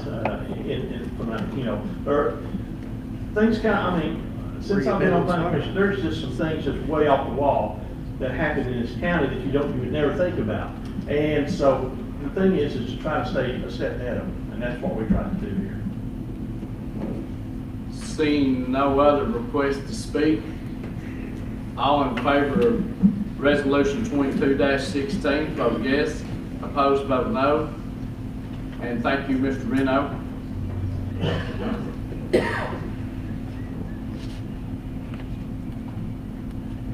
and it passes 16-2.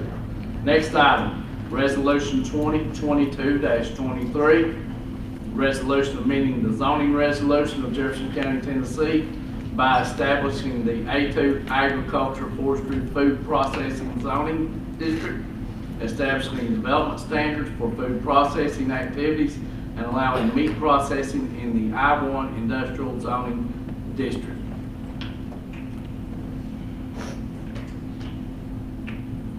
Any request to speak? If you could use your, they're not working. All right, I saw Katie first. Oh, great. Okay. I didn't really want to go first, though. So today I visited a slaughterhouse, and I visited a cheese food processing farm. I spoke to several ag agency, different people. I've looked at Loudoun County, Greene County, and Washington County zoning, and trying to come up with how I felt about this.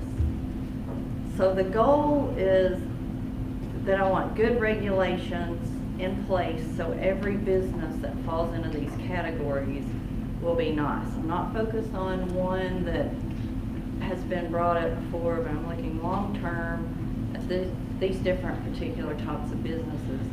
So where it's in fitting with the community and the business is what would be good for the county.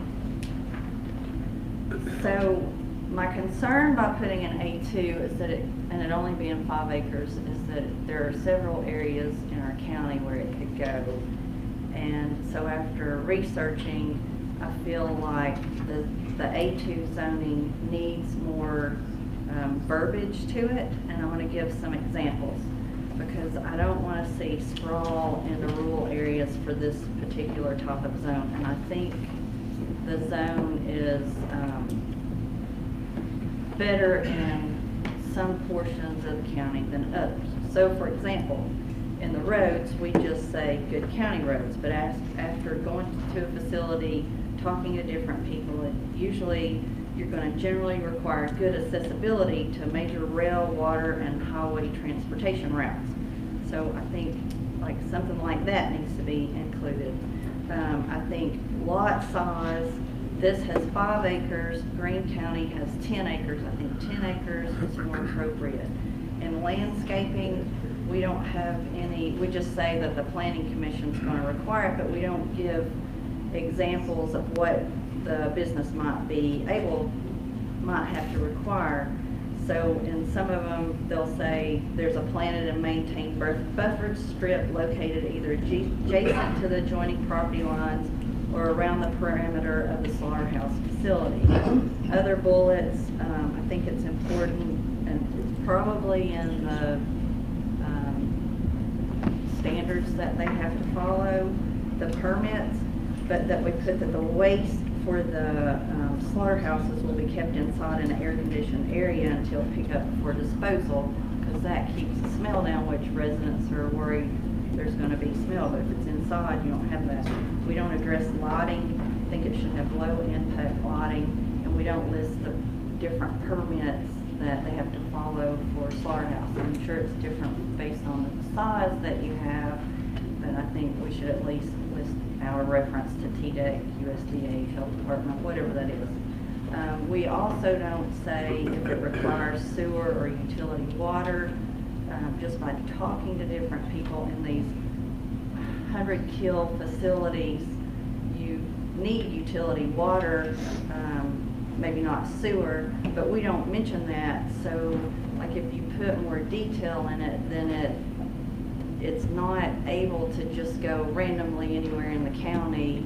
You can't just take an A1 to A2. So, and then my other understanding is that like the cheese processing, part of these are agriculturally exempt already by the state of Tennessee if you have a farm, so they can go in A1 anyway on these properties. So I was focused more on the slaughterhouse side of it, but I did try to research the slaughterhouse I went to today. The owner only kills his own beef. He's USDA certified. He can't go up to 100 head, but he also does hogs. It was a very nice facility. They had a convenient frontage. The traffic with the higher number one would be more.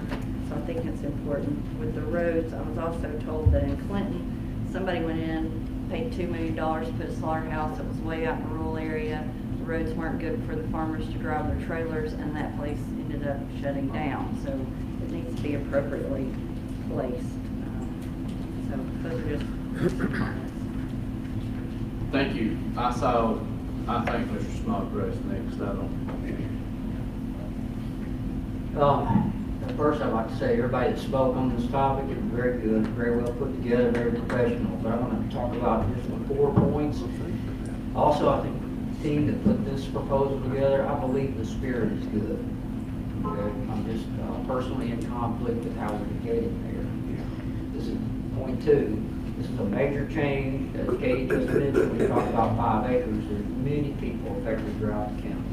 And we only had this official document 1 week ago.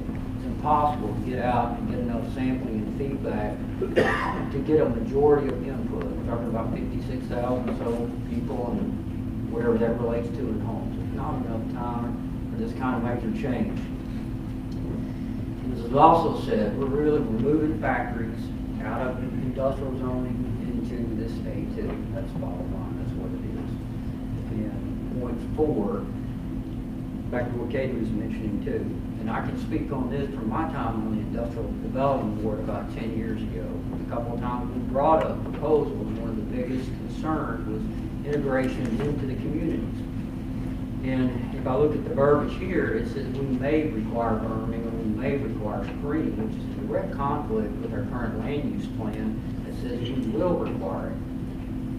Okay, so there's multiple references to that. So I don't, again, and I'll be clear on this too, I am in support of industry. All right, it will make our economy continue to grow, but I have a little different idea on how we get there. And I think this is going to make too much of an adverse impact for all things that Katie said, which also will conflict with our current land use plan. So with that, I'd like to make a motion that we'll postpone the vote on this A2 until the land use plan and zoning plans can all be fully updated. A motion to postpone. Mr. Reed. We'll have several seconds. Mr. Reed, I saw first. Discussion on postpone. Postpone to when? Land use plans. I'm sorry, I didn't catch all. Until the completion of the land use plan. Until the land use plan is revised and rolled out. Okay. Yes, sir. One of the other things that I would like to add is in September, our commission is going to change with 5 new members. This is probably a decision that's going to affect the county throughout. And I think it's only right that we allow those 5 new members to be seated and allow them to be part of whatever decision we come up with. Because if we approve or we deny, we're going to have to live with that for 4 years. It's only right that we allow them to take their seat that they will have earned by being elected. Mr. Fagan.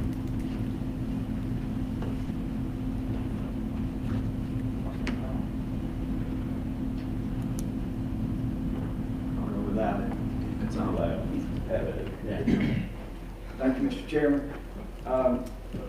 I too would like to commend the Planning Commission on the effort to come up with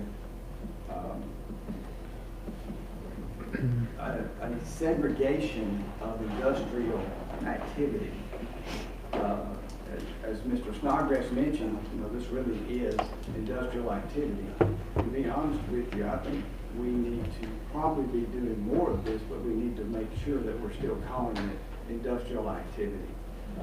Make this an I-4 if we're going to make the cryptocurrency an I-3. Because if we would define what we're doing with our industrial zoning and categorize things in homogeneous units, then I think you would have far less blowback when you try to go out and make something an industrial zone if it's really defined what's in it. And this does some of that, but I think it does fall short a little bit in the language, as Mr. Snodgrass mentioned. For example, in the crypto resolution, there were robust development standards and there was definitive language. It was shall be, is required, must be, is required, shall be set, may not exceed. But when you look at the language in resolution 2022-23, it's may be required, may have more than, may deem to be within the intent, may be required. So I would encourage, if this postponement does indeed happen, is successful, that the Planning Commission revisit this from those perspectives as well. Thank you, Mr. Chairman. Request to speak. All right, we're voting on the postponement to postpone the A2 zoning until after the completion of the land use plan. If you're in favor, vote yes. If you're opposed, vote no. If your computer has died, you'll have to tell Mr. Herndon some of the battery life is not real good here, so. Taking too long. But you yes or no? I done told you, if you wouldn't quit talking, he done got my vote. All right. So it passes 14-4, postponed. So that brings us to resolution 2022-24, I think, if I'm correct. Resolution amending the zoning map of Jefferson County, Tennessee by rezoning property from A1 agricultural forestry to C2 general commercial. Any request to speak? Seeing none, all in favor vote yes, opposed vote no.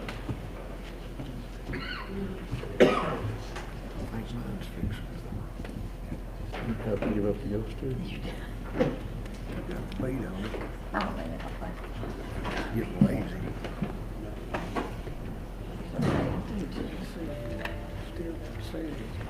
Morning, go Jim Dale. Yeah.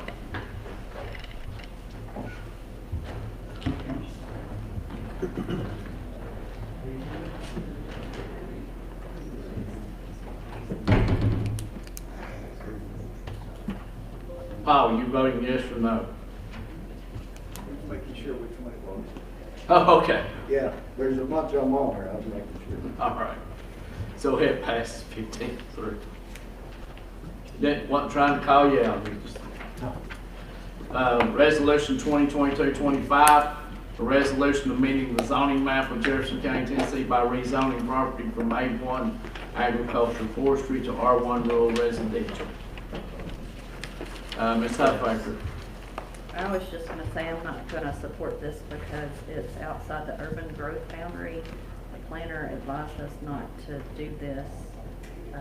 Has smaller lots, requires more infrastructure, and there's more houses. So that's, I just wanted to state why I wasn't supporting it. Mr. Scarlett. Basically echo what Ms. Huffaker said. I was on the planning commission. The state planner that we hired recommended against it.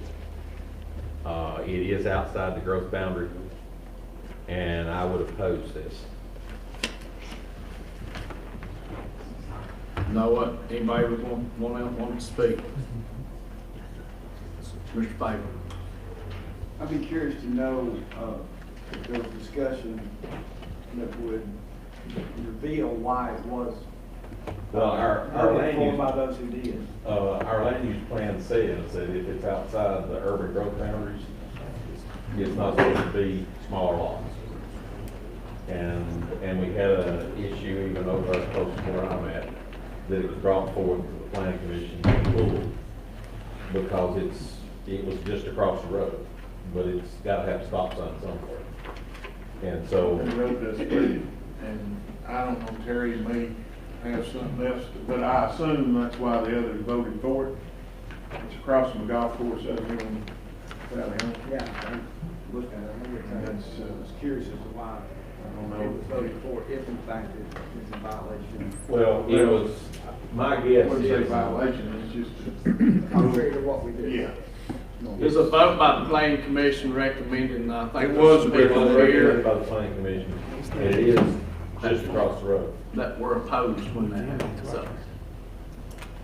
Seeing no request to speak, if you're in favor of this resolution, vote yes. If you're opposed, vote no.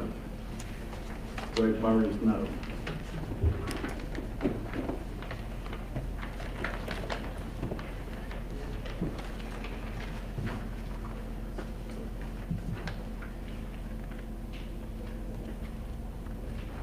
Fails. Resolution 2022-26, a resolution amending the zoning map of Jefferson County, Tennessee by rezoning property from A1 agricultural forestry to C2 general commercial. Anyone wish to speak? Seeing none, all in favor vote yes, opposed vote no. Mr. Burge, yes.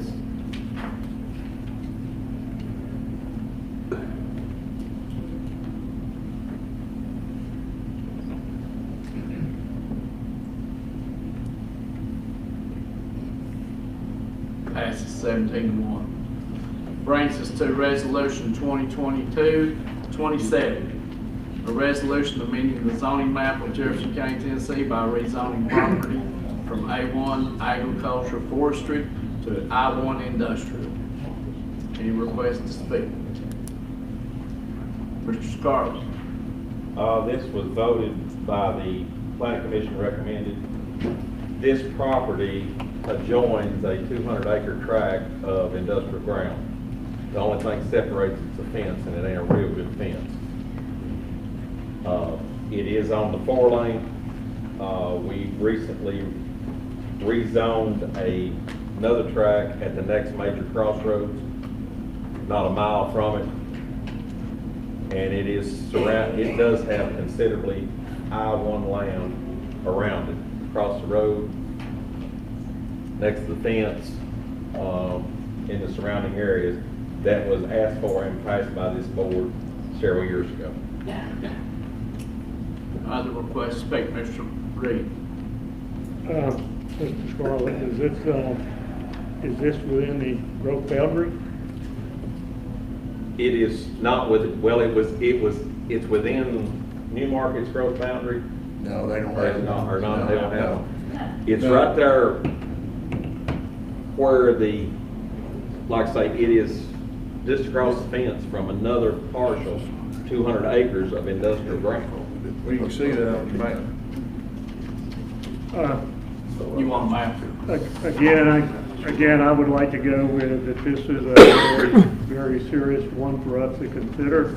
And I think those that are coming on the commission in September should also be able to hear this and vote on this, because this is going to affect the county again.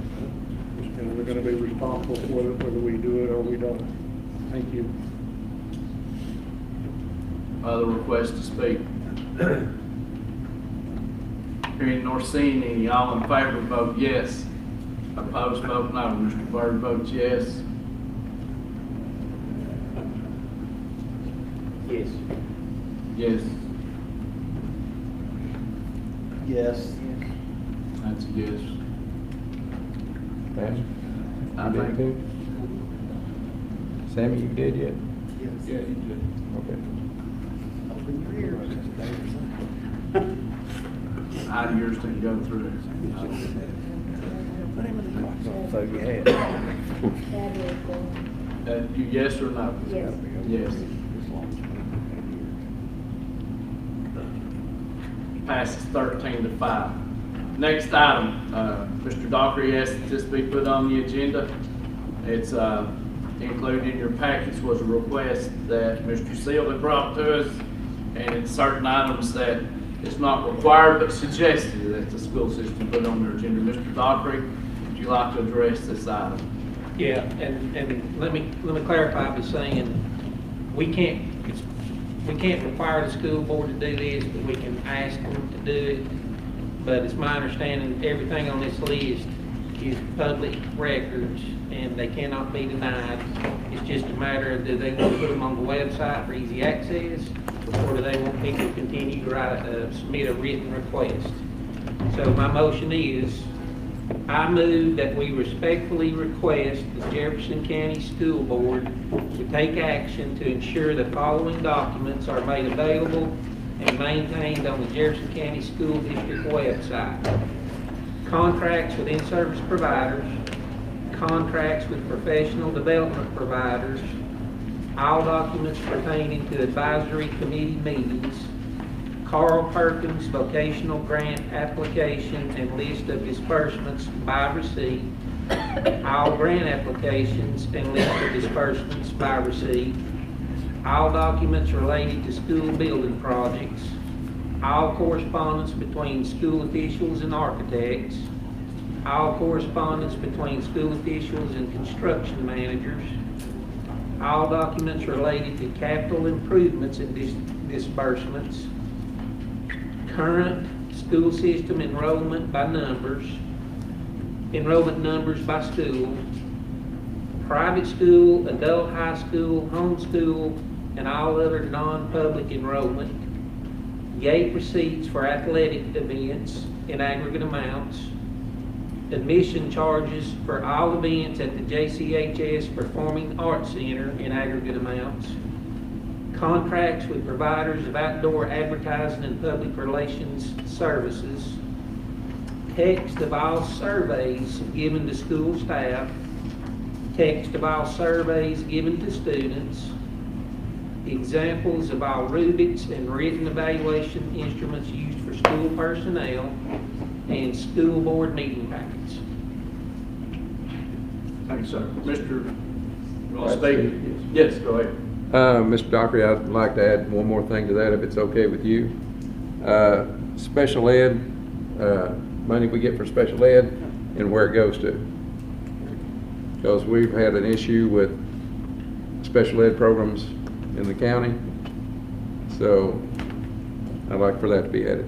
I agree. I consent to that. Mr. Blevins has the second. Do you consent? Yes, sir.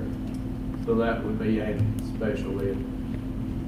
Any other requests to speak? Ms. Huffaker? I'd just like to say that I don't support this. Commission doesn't set school policy. That's the school board's authority. And I don't know what all's in those documents, and if they should be out there online for anybody to look up easily. And I just don't think it's my place to request that from the school board. If they want to put that out there, that's up to their discretion, and I don't support this. Request to speak? And Ms. Langley, I'm sorry, I'll get to the Just a question for information. Has this request already been made to the school board itself? I believe it has. So, David, do you know the answer to that? No, I'm not specifically requested. I requested of you all when they started tracking our record request. I didn't hear all of that. And the answer is no, the request is not specific. It's not been requested to the school board? Not by Mr. Seal. Well, about anyone? No. Ms. Lloyd, did you have something to say? I believe that I have noted on the school board site. Ms. Lloyd, would you go to the School system mic? site recently, an increase in the number of documents that are being put up online. I think it's because of the problem where there was a request made by the school board because they considered excessive requesting for information. But now they are making an effort to put that information online, I believe, because I've seen it happening the last month or so. And I think that is in process. I saw some hands over here, or did I not? Mr. Scarlett, sorry, I guess this question is for Ms. Jessie.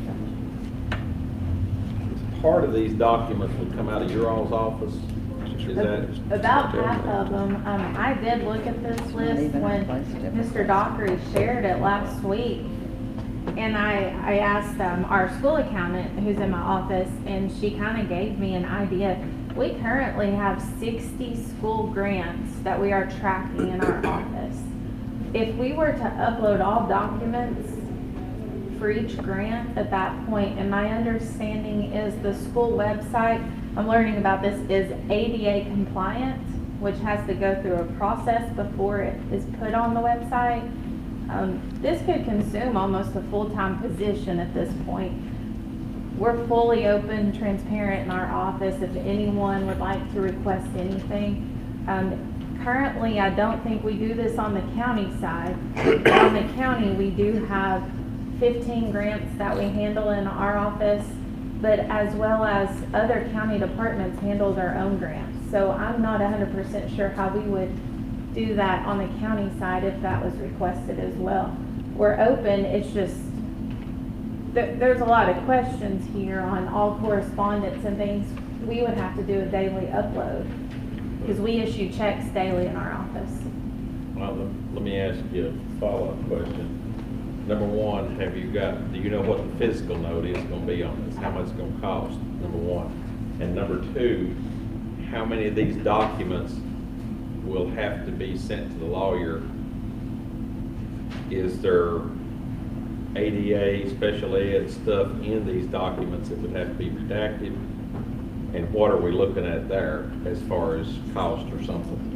Well, our cost per hour, each time we send something to the attorney, he would charge, I believe it's $140 an hour to look at a document.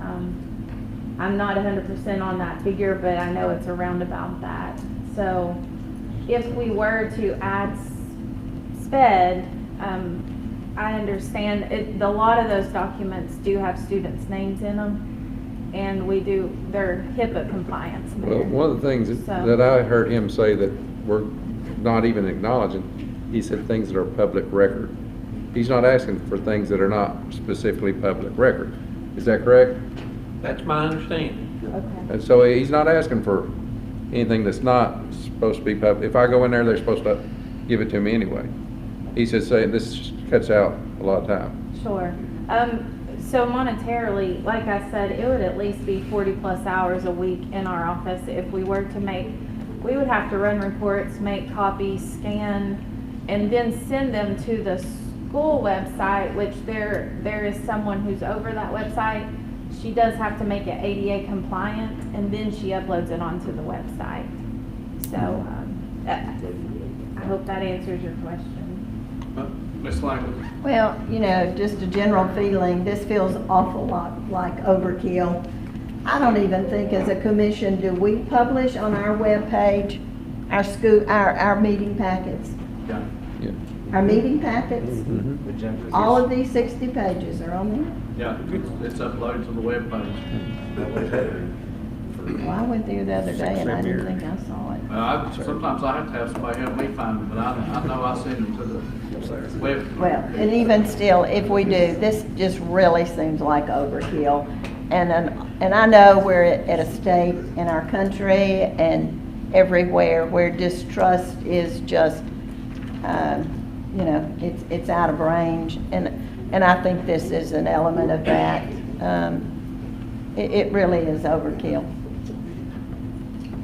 Mr. Fagan? I think transparency is a very good thing, and I think it's at all possible this documentation should be provided. As a matter of caution, though, I'd like to make a motion that we postpone this and give Director Elder the opportunity to look at what this is going to involve for her office and come back to this body with some idea of time and cost. You're making a motion to postpone until the finance director can respond. Do we have a second to his motion? I'll second. We have a second. Mr. Scarlett, you want to speak to it? No, I'll second it. Oh, okay. Go ahead. I would like it to be at the next meeting, not the next quarterly meeting, not the next quarterly meeting? Yeah. That should give her plenty of time. Thank you. Mr. Doctor? Just to comment on that, it's my understanding as well that these documents are already being sent to the state in an electronic format. So I don't personally see a need to postpone it. If they're already declared public records and we're already sending them to state in electronic format, it's just a matter of uploading them to the website. So right now, there is a motion to postpone to the next quarterly meeting to allow the finance director to talk. And then yet again, it's still just a recommendation to the school board. They have to approve to do it, not, we're just requesting, so go ahead. Mr. Doctor, I hope we find that's the case, and this is very simple to do, and it doesn't take a great deal of time and effort. A comment on that, we do use the e-plan system, and my understanding, you do not have to have a login to go in to see a lot of the documents on that.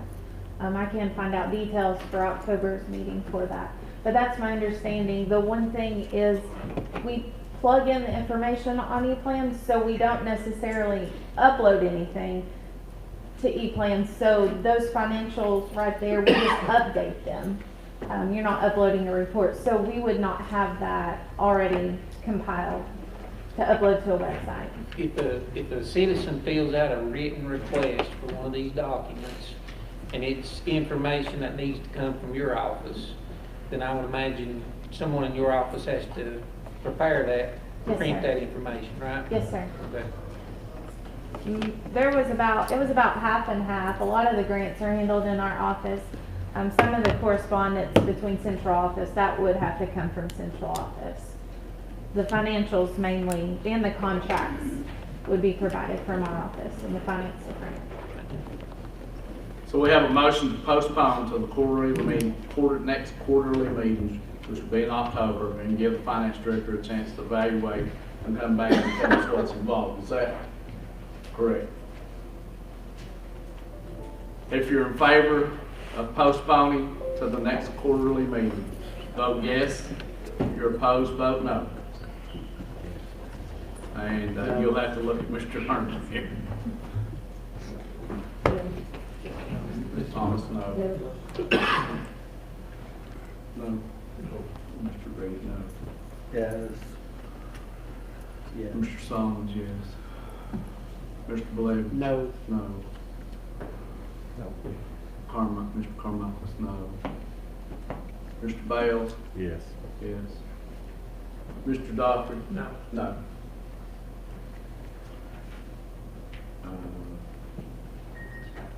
It fails 6-13. So we're back to the original motion, which also included special ed to it. Floor's up for discussion or amendment.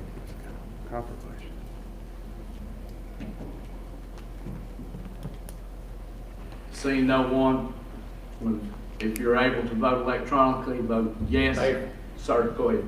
If there's no more comments, as You I want to stated, close? I'd like to defer to Mr. David Seal for closing comments.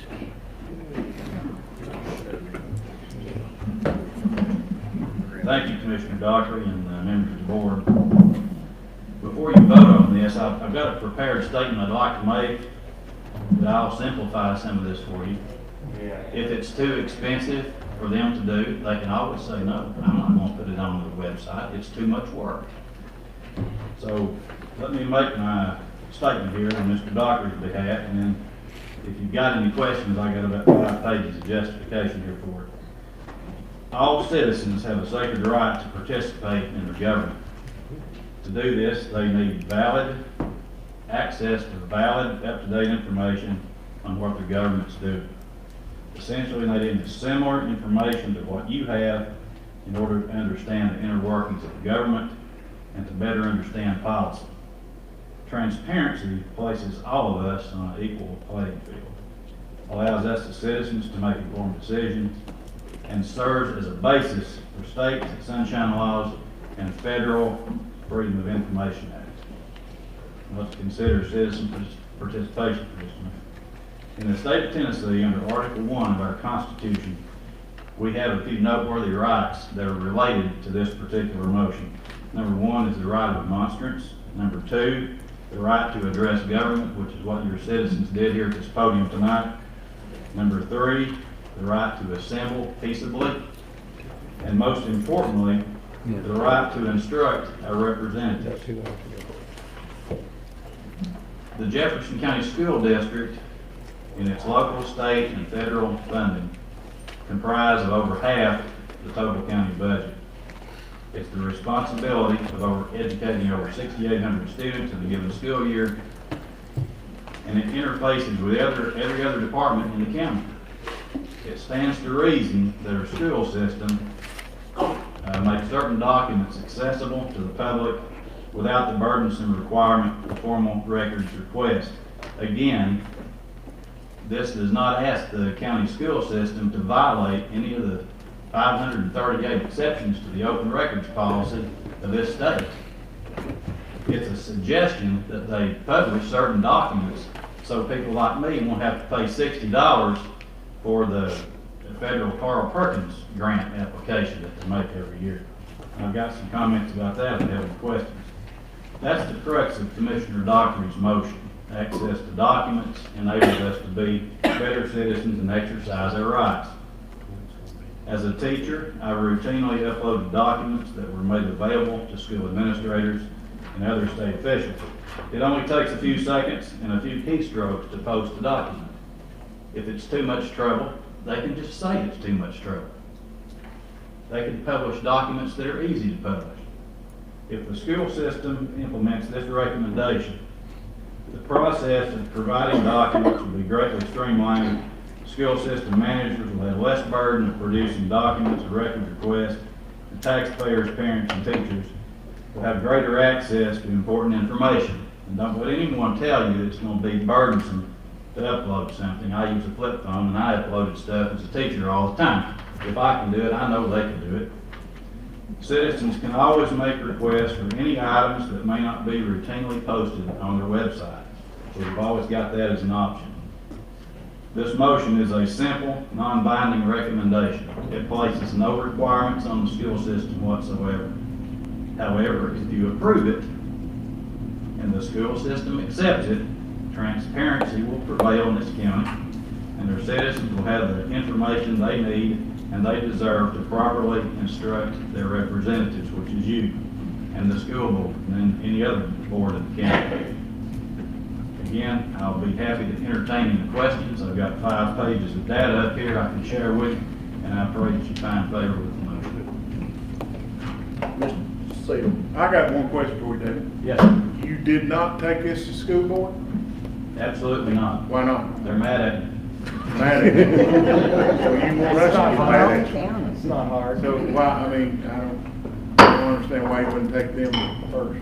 I would like for you to make a recommendation as a county commissioner because you have oversight authority. You know they don't listen to us. They don't listen to me. They don't have to listen to us. That's what I- We're at the time that Mr. Dockery's making his closing, and Oh, I'm you have sorry. done I thought you that, said and anything question. else is out of order at this point, other than anything 10-4. Mr. Dockery wants to. Sorry, Terry. I couldn't reach anything else at the time, so. I just told you I'm trying to stay. Any request to speak? You did, Mr. Seal. Mr. Dockery has made the closing argument. At this point, we need to vote. So if you're in favor of this motion, vote yes. If you're opposed, vote no. No. Y'all need to look at him. Roll call. Yes.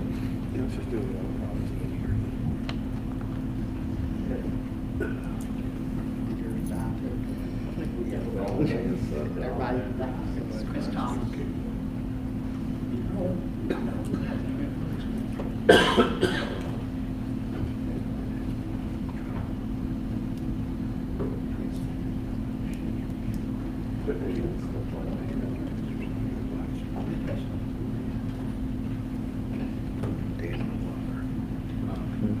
Terry, you yes? Yes.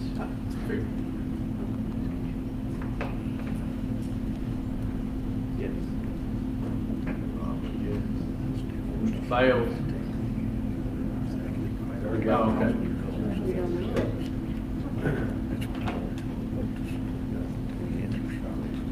No, sir, I'd like to see what's going to cost. Passes. 12-7. That brings us to the conclusion of our agenda. Let me remind you, we have Beer Board immediately next. We are adjourned. We will come